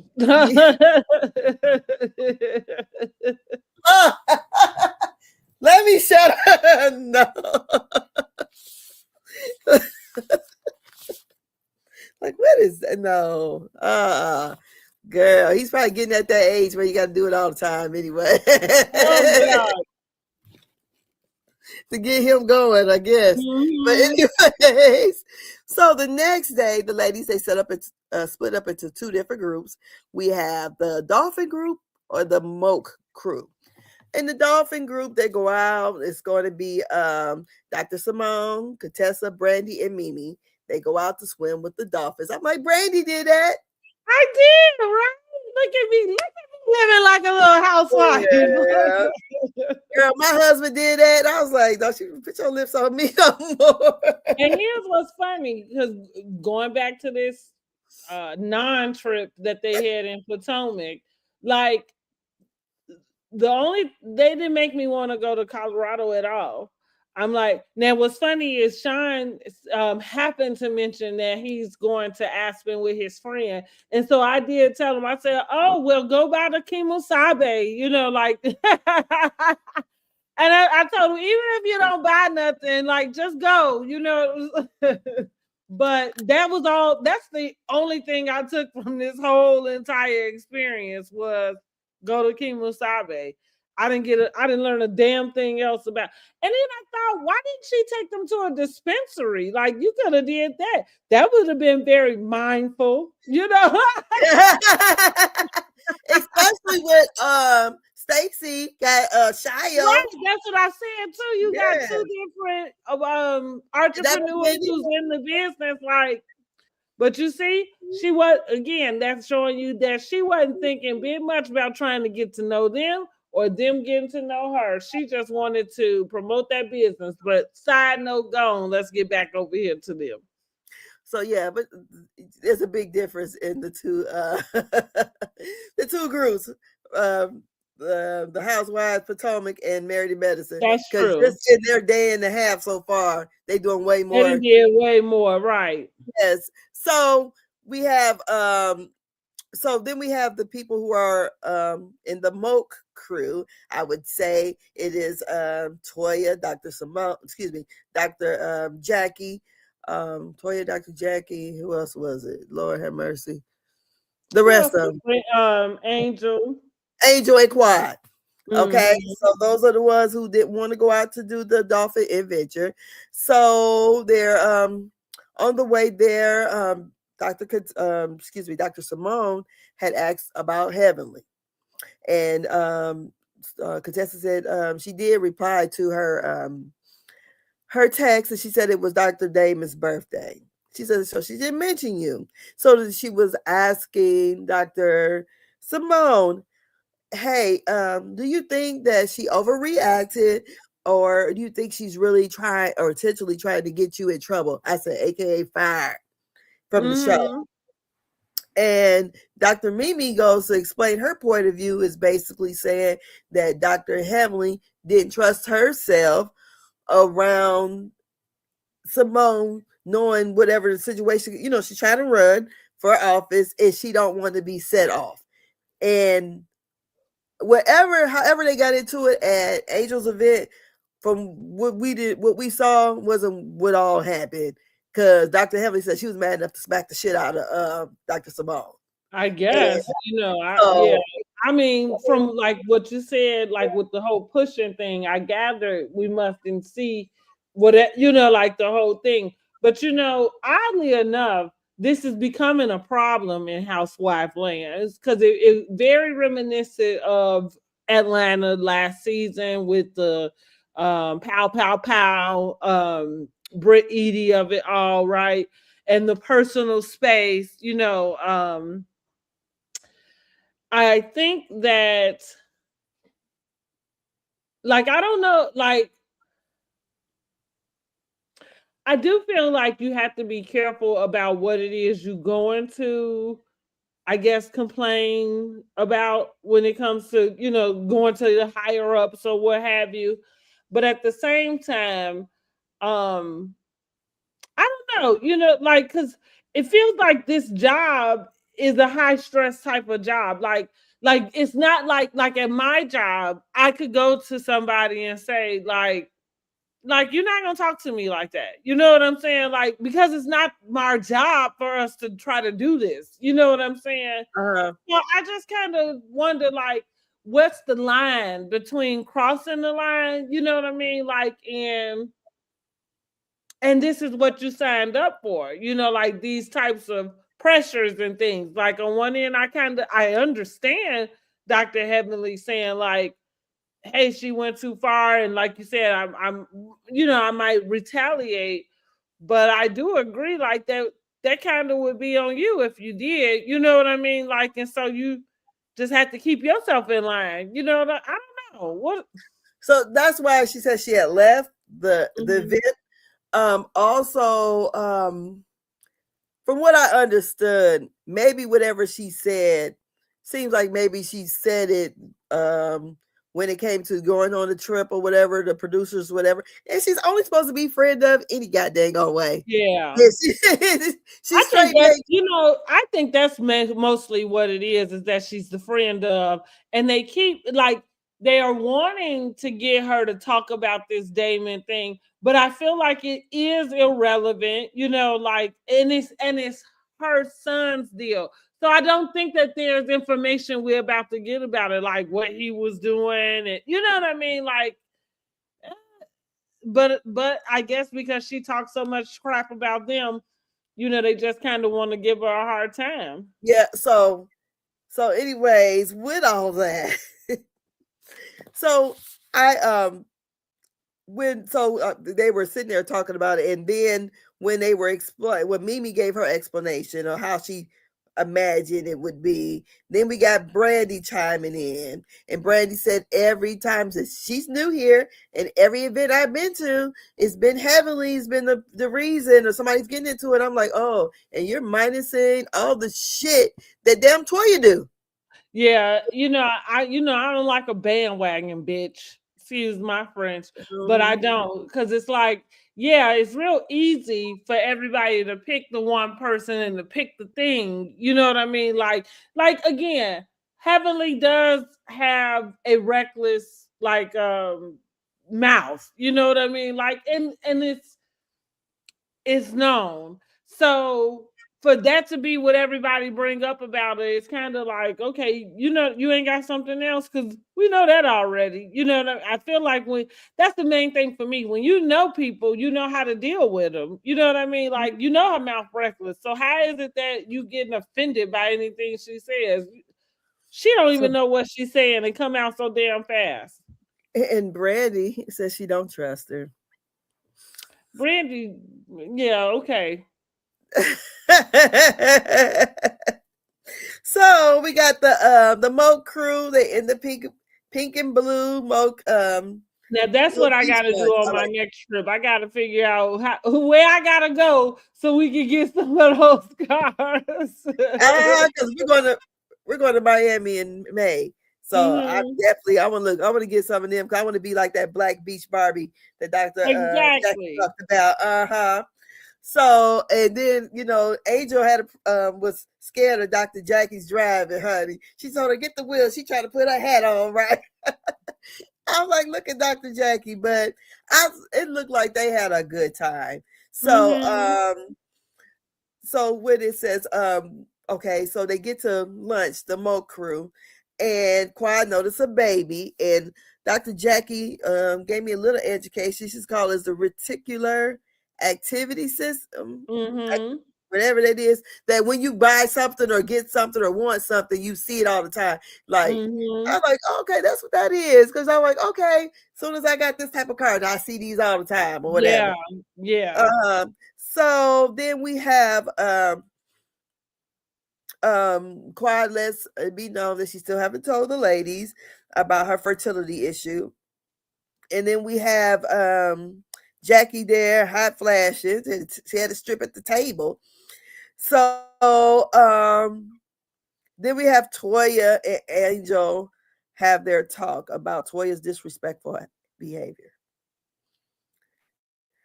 Toya talks about that Angel was trying to play her because she was going to set her up with Eugene's best friend. I'm sitting here like, how you know if Angel was going to even like this damn man? So she's not supposed to date anybody? Yeah. Girl, you sound crazy. I understood where Toya was coming from, but her approach was out of line. I think that was something that was a conversation you could have had with her, and not in front of the guy she was sitting there with. Like, yeah, I mean, you definitely broke girl code, period. You know what I mean? But I could totally understand her feeling like, well, I don't want to hook you up with somebody who's in that type of close proximity to my family and my husband if you out here kind of playing the field. You know what I'm saying? And well, here's the deal. Dating somebody that you've been knowing for 10 years or dating off and on for 10 years, it seems a little messy. It doesn't seem like you're in a position where you're taking your dating life in a serious direction. It feels like you just playing the field. You know what I'm saying? Yeah. So, I'm pretty sure the man is probably playing the field. He's a doctor. There's nothing wrong with it, but I'm saying too, if you get with somebody and you say that your intentions is that you want to be married, and you know what I mean, like, take something. She hasn't even met the man. We ain't even see. She ain't seen him. This fictional man. Well, right, exactly. Well, let's go there first. Right. I mean, even here's the thing. When Angel said that, like when she was saying, "I want to stay at home," like he got any friends? I think she was being sarcastic. I understood her to be being sarcastic in that moment. I didn't need her to even explain it to me. Like the whole context of it was right. She was being sarcastic. I mean, again, I don't like you let them people make you feel bad. You like I'm about to throw Jackie all the way under the bus. You let Jackie, who don't have her own child, who had to grieve the fact that she could not give birth, you let her make you feel bad about being a stay-at-home mom, the woman who can't have children. Are you kidding me? Like, I'm seriously. Like people and their audacity. You know what I'm saying? Like you can't even have babies. So how the fuck you gonna turn around and make me feel bad about staying at home with mine? You wish you could. And the bottom line is I think that there are a lot of women who would prefer I know for sure. Listen, this little raggedy ass situation I found myself in, that was not what I was supposed to be. Girl, look, I would be the same kind of stay-at-home wife as Toya, because I ain't doing shit. I'm not even gonna lie. I'm not even gonna lie. I don't cook as it is.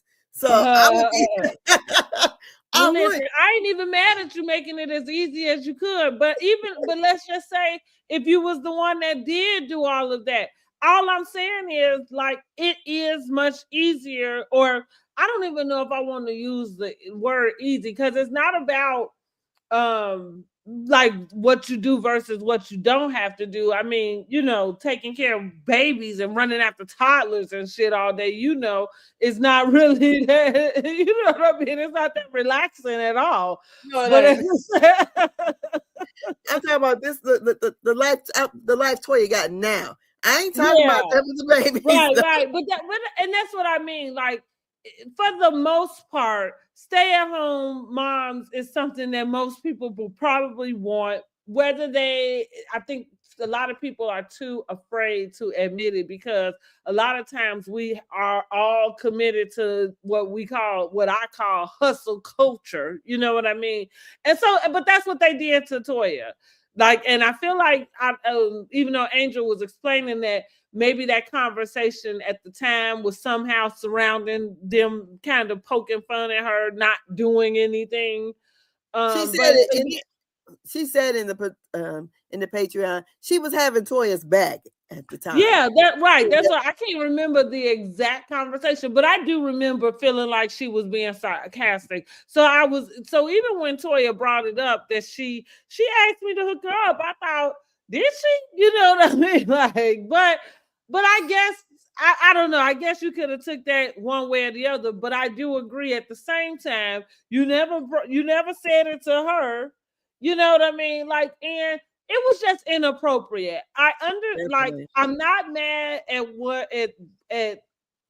least Toya's reasoning. I just feel like you still was inappropriate in that moment. You owe that girl an apology about the way, you know what I'm saying, about the way you did it. Ask about how she was in bed, and to ask the man how she was in bed. But really? Yeah, like, because it's not your business. Yeah, you're doing a lot. So yeah, I thought she could have handled that differently, and so she owed that girl an apology about it.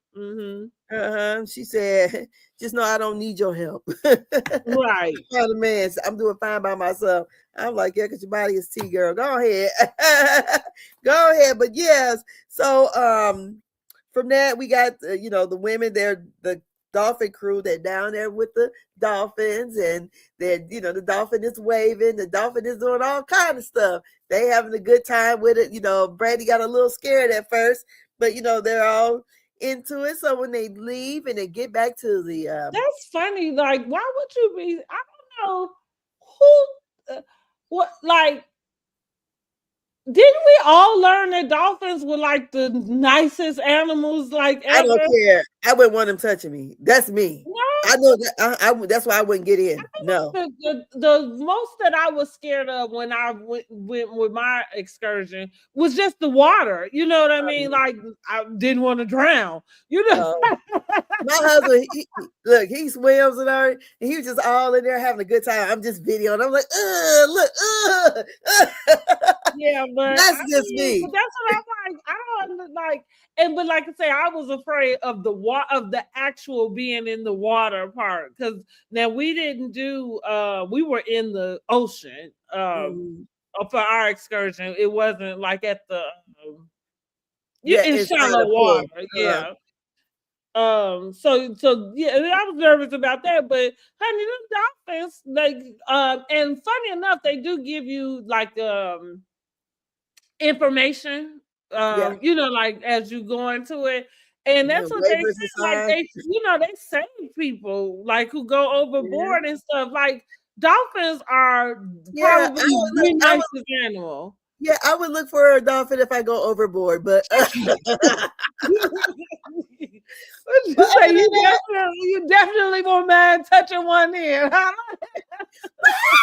girl screaming and hollering because I'm touching it. No, I tell you, I'm the kid that's in the petting zoo crying. That's me. I don't want to touch me. No, I'm just that way. But yeah, I can understand that. Brandy thought she was going to hang with the cool girls and try to do it. Then when she got in there, she's like, "Oh shit, what did I actually do?" Because it sounds cool. But she was funny talking about, did she get her wheel in order and stuff. It was like, girl, you can stand up in that water. What are you talking about? Yeah, she's afraid that daggone. She's probably afraid that Dolphin was gonna freak out and do something. You know how they always have the strangest things happen. Something real weird. That's true. Like, Lord, if I wouldn't have got in that 3 feet of water and slipped and messed my head and had that daggone little dolphin hump on me, I wouldn't be here meeting you at the pearly gates. But anyway, so when they arrived back to the Airbnb, Dr. Contessa said she already took her bath for the day, so she ain't taking another one. Now that was funny. I'm like, girl, you was in there with dolphin piss. Yeah, you definitely have to wash that salt water off of you now. Now listen, I sprained my toe when I was out in DR on the first day somehow. I don't even know how it happened. My third toe. But I was telling my son, I said, I think the salt water is helping it. I really do feel like it was helping with the swelling and everything. So I had made it my business to get my tail out there to the salt water every day, look, to soak my foot around. Yeah. However, you gotta rinse that salt water off of you, girl. You know better. Uh-huh. And so then basically, even if Dr. Heavenly shows. Go ahead. I was gonna say, even if you don't like do no hardcore soap or whatever, you gotta get in there and rinse yourself off.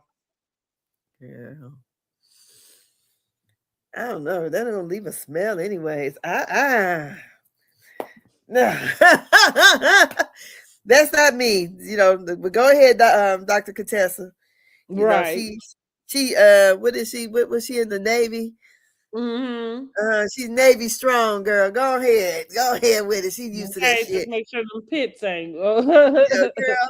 But she was funny talking about she washed up at the dolphin place after she already told about we can do a whole bath. Like maybe she's just trying hard here in this episode. Right. But anyways, it was funny. And Heavenly, what do you call Hurricane Heavenly enters. Toya said, y'all help Heavenly with her bags. I'll see y'all later. I thought that was a little funny. Right. Dr. comes in. Simone says she's calls her trash to Toya. Got mad because Dr. Heavenly hadn't spoke to her yet. And that's the end of this episode. Dr. Heavenly arrives. She says she arrived because Quad called her up and told her what was being said. And she had to come there and set the record straight. Dr. Heavenly said she paid for her own ticket to get there. She booked, as soon as Quad called her, she booked her trip the same day, the first one out. So she could come down there and set the record straight, because she don't want it to seem like she was trying to have Simone fired or anything, because she would never do that to her. She said so she didn't want that put out about her, that she was trying to make her lose her job. She said, no, that was not it, ever. Well, I guess that's what we're going to find out. Yeah, so that's it. That's all on that. What would you say this episode was? Or how would you rate it? I am giving it a 7. I'm definitely giving it a 7. I like to say, I do enjoy their trips. Couples trips especially. I enjoy Married to Medicine in overall. I think they just bring something a little bit different. While they have the same petty drama that everybody else has, I feel like their drama is way more authentic, because the group, for the most part, they do seem to know each other. Angel, well, no, because she's connected to Quad, outside of the show. So I'm like, they generally, Quad was the one she needed to get somebody in, with her that she hung with outside of the season. Yeah. Because I feel like that's what the big issue really always is with Quad and the rest of the group. So yeah, I'm giving it a 7. Like, yeah, it wasn't, overly spectacular. I'm okay with them not having this great deal of, like drama. Yeah. And look, I'm glad to see Contessa be in a position where she can shine. Yeah. And not really be, looking like you just try too hard. This is, I feel like, listen, we at the house with the pool, so you can wear all of your skimpy clothing. Yes, and it is all appropriate. Yes, I really enjoyed it. I like the games they played. And I also like that Contessa did say, do we concede that, emotions was, high, and that, maybe we can get past all this or whatever, letting Simone know that she was hurt, but, let's try to move past. She wants to try to bring the group together, so it won't be a severed group. I don't know. It seems like Brandy is bent on being Toya's lapdog, and I don't know. Well, you know what it's reminding me of? Anila. Okay, yeah. That's what it's reminding me of. Huh? That's what Dr. Heavenly said. Yeah, she said till she get tired of kissing Toya ass, they want to come on here. No. Yeah, that's pretty much it. That's what I think. Because I don't understand why Sweet Tea and Toya had fell out like they did. I don't either. So something happened with that. I don't remember. So I thought it was a good episode. I enjoy watching it. I like when they have those moments with the girls. Girls can be girls, and we talk our little stuff. I ain't paid Truth to Dare in a long time, but that's a fun little game. I remember when we was in 8th grade, used to do that. Truth to Dare, right? Or spin the bottle, girl. right. So, but yeah, I thought it was good. She set it out nice, because at first Toya walk in and say it's okay. I'm like, bitch.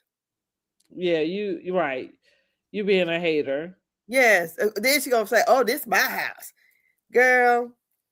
Now all of a sudden, you the one who got everything. Like all the women supposed to aspire to be Toya. I'm like, come on now. And it looks like when I seen Dr. Mimi and her kids on her Instagram post, they were sliding in the back, like down the hill. Look like they moved into a new house. Oh, okay. They moved into a new house because there's a pool in the back. I'm like, oh, this is cute. Because like they had an older looking home before. I'm not older, but but this house looks new, because they don't look like how the front of that house look on the other house. This is like a newer house, because even the yard looks, even though they got a little ice down there, but it looks like it's how when they first laid the grass out there. That's what it looked like. The first lady, whatever. But yeah, I saw they got a new house. But yeah. So the episode was pretty good to me. It wasn't a 2, like you said, some of the people in the groups you were in thought. I said maybe because I'm an old lady.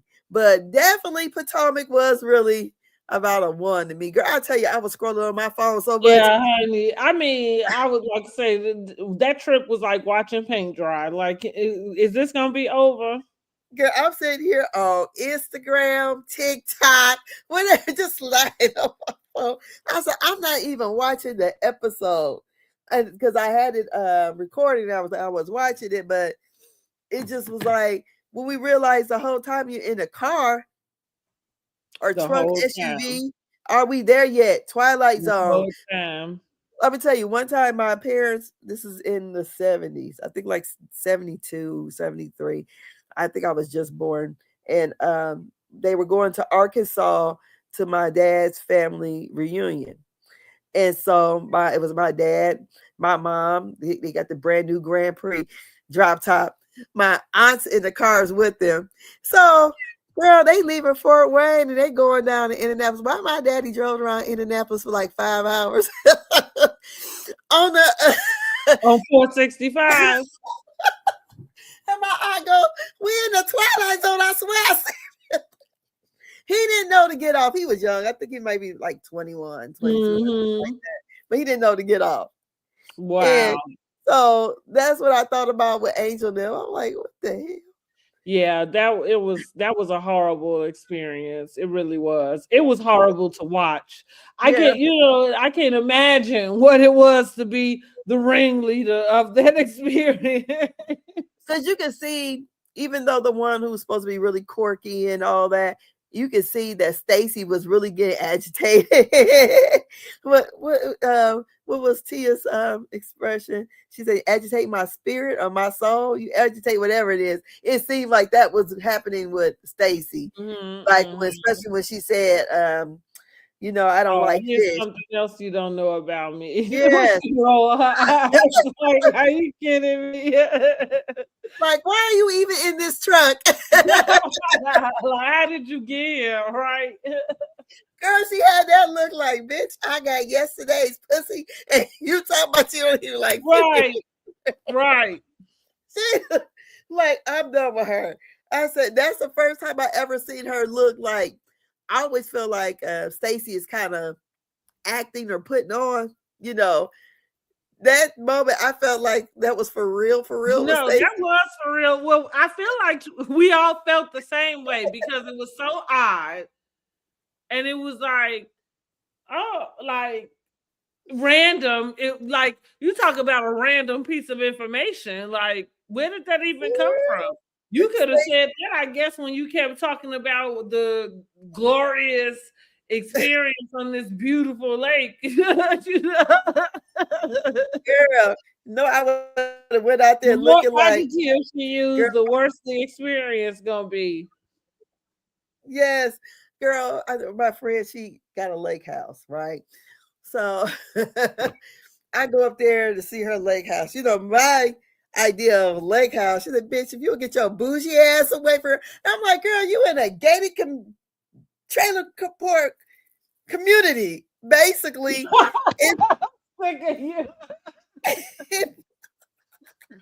When I got there, I was just so outdone. But I mean, it was. Did she have a pond or a lake? No, it was one of those man-made lakes, and it was in a gated place. But the first thing, and she see the expression on my face, I'm like, she's get your bougie ass. I just figured this. I don't know what I thought. I thought I said, this is what people be saying when they go into the lake. They come into stuff like this. She's like, probably so. But it was a nice. You know what I think about when somebody tell me a lake house? Now, as far as the house, I think the house part of it can be relative to whatever it is. You know what I mean? I guess whatever it is you could afford. But the main component to a lake house for me would be that you have I don't know what it's called, but that you live in the back. You know, like that there's a lake in the back that you can hit your boat up to. Like that would be my idea of a lake house. These parts around here. Yeah. When them motherfuckers they going to the lake and they got their lake houses, girl, the motherfuckers is on in the trailer parks there. It's a man-made not lake. the ones down over there in HSC though. Like they got their houses and they got the boat. I don't know what it's called the boat decks or whatever, but right in the backyard. For these average people who live middle class lives, when they say they going, because all the white people I done heard talk about going to them, they all live in their lake house are trailers. I said, oh. Right. Now listen, I ain't mad at y'all for making it do what it do. If I ever have a trailer and I was on the lake, I'm gonna tell you I'm in a lake house too. Girl, it's a whole community of it. I was just shocked. I mean, don't be mad because your house not on the lake. I ain't gotta be there. But she has when I bought this really nice golf cart. I mean, she doing it. I mean, she doing white people stuff. My friend, right. Okay, I might need to be a trailer park. I said, look, you fitting in down here. I said, it's getting dark. I got to go. I said, but we went down there to the lake. It was nice and clean. I guess I appreciated being man-made because it was clean. And then, I had the areas where if they only had maybe maybe tents out there or whatever, because you got to pay for your lot, just like they pay at a trailer court or whatever. But it also pays for the upkeep around there or whatever. So when you come in, you got to punch a little number in, the little gate open and stuff. I said, oh, girl, but I went back there. I said, oh. My friend was like, girl, you'll get your bougie ass. I said, well, this is not what I expected. Right. I hear you. I mean, but she got one. I don't. So shit. Right. That's what I say. Don't be mad because your house ain't on the lake. Because she like called me. I said, what you doing? Come out here to the lake with me. I said, okay. Girl, drove out at what? I think it's in Shipshewana or somewhere around there. About an hour or so away. Drove up there, girl. I was like, okay, it's getting dark now. Right. Let me around some sundown towns, girl. Let me get the fuck up from here. My black ass get caught up around here. No. But yeah.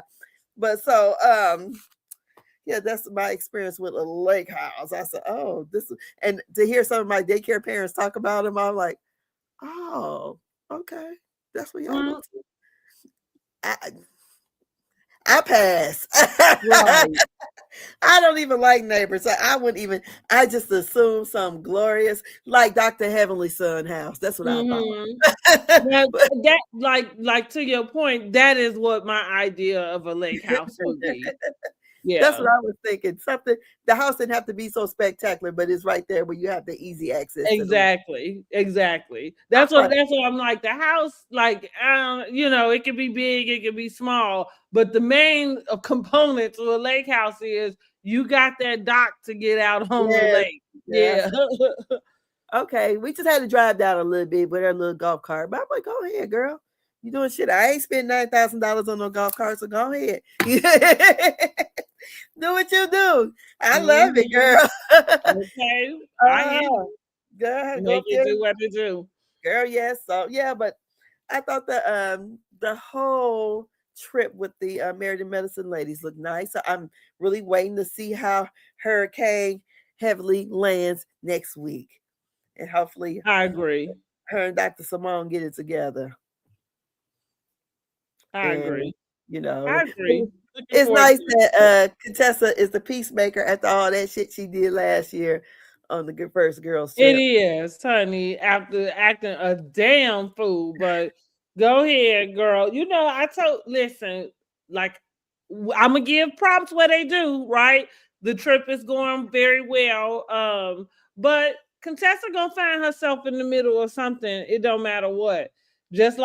So here we are. But the trip is going well. It really is. So yeah. So I seen DJ Richie Sky talking about Dr. Jackie. Mm-hmm. And maybe saying it may be a time for her to possibly exit because she's not really giving anything or either just becoming a friend of. So. I think I can understand that, but to be honest, I notice she doesn't really add much to the episodes in every, season.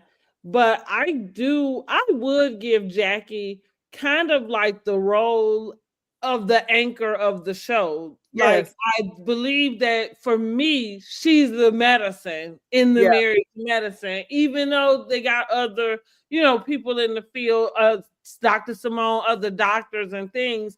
But I don't I don't know how it happened. Maybe it's her status in Atlanta.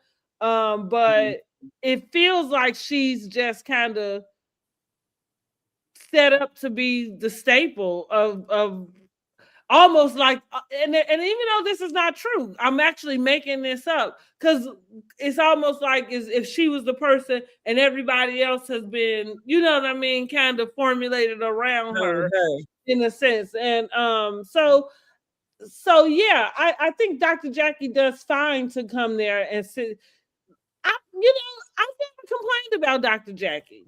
I don't either. I Yeah, like her in the I've never role. complained about Dr. Jackie. Like I said, I get what the people are saying, but yeah, I kind of give her the pass. Like, her demeanor doesn't really give what the Yes. other ones give, so I don't Yeah. have an expectation, that she will behave a particular way. Now Now, look. when we go back to that Buffy, she was snapping on Buffy, you know what I mean? And so here's the thing. We know she can have her bites as anyone would. You know what I mean? Like, I think everybody has that component to them. But yeah, I don't foresee. I don't think that would be a good idea. No, I I don't don't think know. so either. I Because feel like taking her off would make the show feel like something different. yes, and And plus she she brings also brings the education with her too. yeah, she brings the education and she brings the stars. Yeah. So, and I like the fact that girl, I can't even scroll Facebook without getting a Dr. Jackie ad.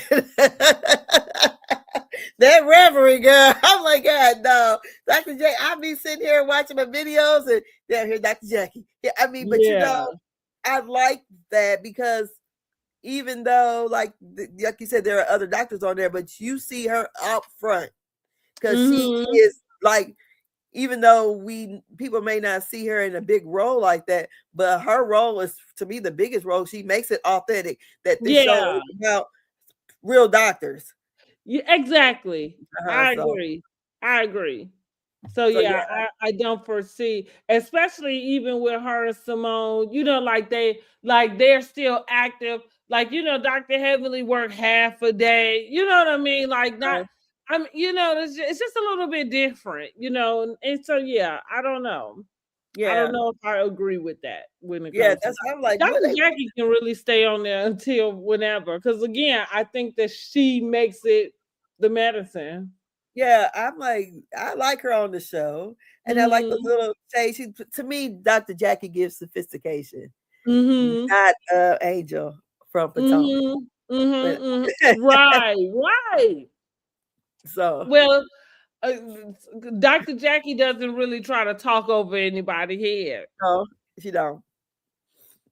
But she so I'm like, okay, I like her demeanor. And I like how, she throws that little nice nasty shade that she does. Mm-hmm.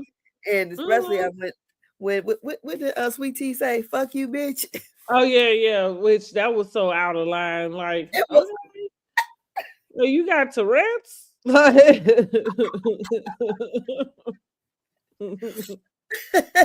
and Dr. Heavenly said, just know Jackie ain't never fucking with her no more. right, Just you right. call me a bitch on TV. I was like, hey, you Mm-hmm. young enough to be my kid, but yeah, I thought, yeah, when he said that, I'm like, what they want out of Jackie? Yeah, I don't right. She Yeah, I should don't be know over what there your hooping and hollering, expectation acting a is of fool. her. And like I said, because of the way she presents herself, I don't have an expectation. Like, I don't expect her to act like Heavenly. No, You know what I mean? I don't expect her to act like Simone. You know what I'm like? Yeah, I think she's fine in the role that she played. Like, I've come to accept what she give us. And like I said, and I've never really found myself complaining. Like I had mentioned that about Candy on Atlanta. I thought Candy really got it pretty easy. She skated through for a long time, even though she had the surrounding characters of her family, like they kind of gave her some of these ensemble. yeah. But yeah, I think she skated through for quite a bit. So what do you think about the Ultimate Girls Trip? You seen the photos?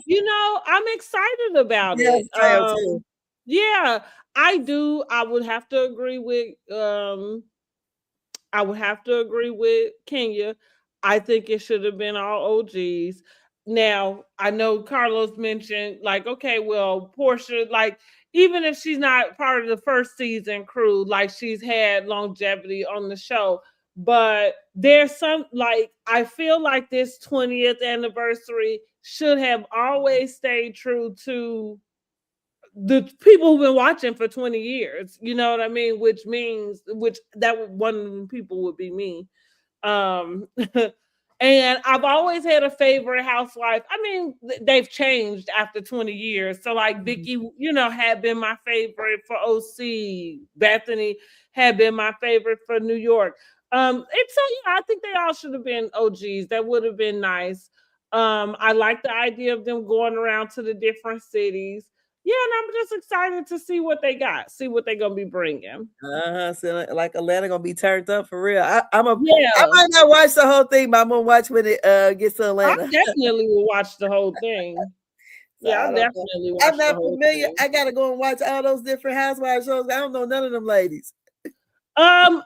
You might not have to go back and watch them though, maybe, but maybe you do. I have no idea who none of them white ladies are. Yep, and so that's kind of what I mean in a sense of paying homage to the 20 year of Housewives, because OC were the first ones. And that's, like I said, I started with OC, like before New York, before New Jersey, before Atlanta, before all of them. And OC was like, even now today, OC feels like its own show, even though they all housewives. But it feels like they got the same drama, but it just feels like they got something totally different going on over there than the rest of the housewives. I don't know what that is. It's really strange. But I mean, I don't know. Do you need to? I guess maybe you should. Maybe you should get her. I don't know their names or nothing. Countess Luann, like she might go and sleep with somebody again. Like that's like the last girl strip they did. OC is different than OC is different than Beverly Hills, then, right? Yes. See, I don't even know. See. Yep, Orange County is different than Beverly Hills. Okay. Yeah, girl, go ahead and go and catch up on them there. Who from Beverly Hills? Oh, Kyle Richards, right? And who else? Is there anybody else with her? Yeah, I don't know. I don't know them ladies. I only know the black ones. But here's the thing. So this, most importantly, what I can say for sure, because again, going back from a person that watched from the beginning, Atlanta most certainly put them on the map. Like they were popular, and and it was growing, but Atlanta, it just blew up, right? Like that's it. And then I feel like everybody else had to come back and kind of revamp. They had to make it a little more interesting. But even like New Jersey, they had Danielle Staub on there with the lady had wrote a book about her. That's where Teresa flipped the table on her, like little stuff like that. It was so just authentic and good, but this is real stuff. Like nobody made that up. This lady really had a book out here about her, aliases and all her, engagements, and she done changed her name, 5 million times. So the people trying to figure out like why, you know what I mean? Like if she dangerous, and then she didn't seem like she had all her screws. But yeah, I'm saying it was good. That was a time before everybody learned how to produce themselves. Oh, because I caught one day I was, the TV, I always have the TV running, and I caught what it was some reruns of New York. Mm-hmm. And I'm sitting down, I'm like, oh, these white ladies. Girl, New York is but and you know what's good about same thing with Jersey. Like the deal is they were true to New Yorkers. I mean, for the most part, you know what I'm saying? Like, and that's what like Countess Luann. So, I think she dropped the title now, but she was so funny. That's why I said it's even funny to see her evolution from where she started. So she was the one that would talk above everybody. She had a book called Class with the Countess. So she was teaching everybody how to have class and etiquette. Honey, it took Bethany to tell her ass off about the way her husband was running around town, dating other people. And she was... So Countess, is she part of royalty for real? So yeah, her husband was a count. From I don't remember what the country was, but they were here now. So it's kind of like it didn't, it don't apply here, but you still have the title. Yeah. Okay. And so and like they end up getting a divorce. But so that's why I say, like, fast forward to when they just did the New York girls trip, ultimate girls trip, honey. Luann just went on and slept with one of the men who was helping them, I guess, around the house or whatever. But it was so funny all the years that she tried to hide different things, like, so now she just gotta, just be who she is. But wow. Yeah, New Jersey the same way. Like they all was there.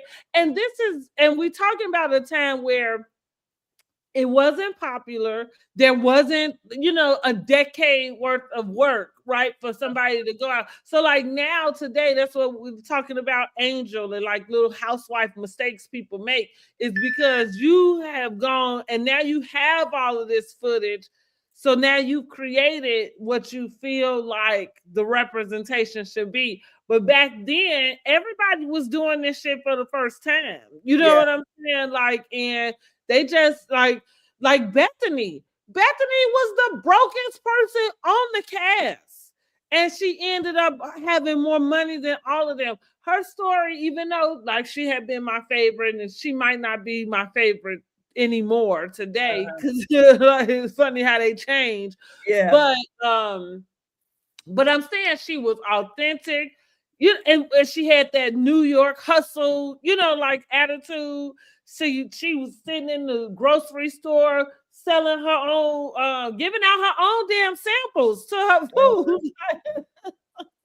Like we literally, same with Nene though, watched her build the brand, sell it, all of it. It all happened on the show, Oh, well, I might have to go and watch, because I heard of Bethany Frankel. Mm-hmm. I've heard her only from the blogs and stuff like that, or I think I see her on Instagram, or whatever. And then I think she used to have the skinny girl, right? Right. Mm-hmm. So I had that wine before. And that's what, like, so when she had been on Martha Stewart's, Martha Stewart had like a competition show for like chefs or celebrity cooks or something. So she had been on there, but I don't think she didn't win that or anything. So as they started New York, she was a celebrity chef. That was kind of her coin. Then, but she was struggling. She was new to it, even though, because the difference is she does have like, she comes from a little bit of money. Like she's not necessarily poor, but she didn't have a good relationship with her parents. So anyway, so I'm saying that to say, with the ladies that she was casted with, yeah, she was the poorest out of all of them. You know, she had the smallest apartment. You know, didn't have a husband, was looking for the husband. And then she coined the skinny girl margarita. So she had one of the girls help her with the logo. And like I said, and literally in the season, you just watch her build that all the way up till she sold it to Jim Beam. That's where she made the millions at. That's where the Bethany clause come in at. So now Bravo, I think, has in the contracts that if they promote their business, that there's a portion of it, I guess, that they, I don't know, that they get a kickback or whatever. Because nobody's wildest dream did they think she was signed. I think it was like $43 million or something. Girl, Bravo ain't getting shit from Angel. No. Mm-mm. But yeah, it would be interesting to go back and watch them. I would say so. I might do that. To get an idea of who the people are, what they doing. But I would definitely, and that's the reason why, even with the Housewife Award that they did, you know, and again, it's not, I hate to say things that make me sound like I'm hating on somebody, because it's not any shade or any hate to Candy, but that was very premature. She didn't deserve it. They should have called Nene ass and gave it to her, because Nene put all of these housewives on the map. Like, real talk. If Orange, as far as Black people go, wasn't nobody watching Orange County for real. I just watched the stuff because I was already engulfed in reality TV. You know what I mean? Mm-hmm. Like, I watched The Real World when it first came on. Oh, I thought that was boring. I guess I just didn't see. But I feel like, for me, that's what made me feel like I've always been like a people watcher, because it wasn't boring. Like, it was not boring. And the very thing let's see what happens when people start being nice and start being real. That was a real thing. I never sat and watched it all the way through. I just would, you know how you flick at the channels and see that. I'm like, oh. And the interesting part about that is that was probably the only like real reality show, in a sense, because them people filmed all day, every day. They had production living in the house with them. Mm-hmm. Yeah, I didn't watch it. Well, Tammy did get that boy put out for pulling the cover off of her when she didn't have she was in her underwear or something. Mm-hmm. And it started off playful, but he pulled that cover off of her, and this is all the way back in what, 94, 95. She got that boy put out of the house for that. Yeah. Mm-hmm. I don't play like, you know, certain things you just kind of don't play, you know. No. Mm-hmm. And that's what she was at with it. Like, that was too far. You know, it was a big old controversy. But yeah, I thought that is a good idea, girl. Yeah, go back and watch them on OC episodes. And that's what, like, I started to like Vicky because I thought she was like, I liked the like little businesswoman that she was, you know, even though everybody else would make fun of her for like always working. But I don't know, I liked her. Now, maybe not so much today, you know. Same as Bethany. Yeah. Mm-hmm. Well, when I was seeing those pictures, and I'm like, oh, they look so nice with, you know, the ones with Nene them in. I said, I will say Nene was giving the face, honey. They was giving everything. Like, they had a good time there. Yeah. So, yeah, I'm looking forward to when it's coming out. I'm looking forward to that American Next Top Model documentary. I've seen that too, yeah. Mm-hmm. I think I used to watch a couple episodes or two, kind of when Eva was on there. So I remember seeing that. But girl, I think I watched American Idol and then got so pissed off when the person I wanted to win, and when I stopped watching that shit, I watched American Idol for some time, but it's been a long time since I watched it when it first came out, and I got pissed off with it when Tamara Gray didn't win. Mm-hmm. I was so mad at him, and when they got rid of Jennifer Hudson, I was just done. I was like, It got like for me, it's just a little too repetitive now. Now I'm a little sick of it. Yeah. But yeah, that's it, girl. Let me go and take my ass on the bed. It's 12:09. Right. Him kids are early in the morning. But yes, I thought it was a good review. And we can so we'll be seeing Karen on Sunday. And then we'll see how Heavenly and Dr. Simone get along down there in Florida. Yeah, let's see. I'm looking forward to the Karen episode. Yes. I'm really. I said I wanted somebody brought her a braided wig to the jail. This is what that was. She said that they took their hair out and made her some extensions with their hair. It better not be that damn braided wig. That's what she said, girl. That's what she told the people. That somebody took their hair out? That's what she said. I didn't even know anybody had access to extensions in jail because I thought you couldn't have false hair. But that's what she said.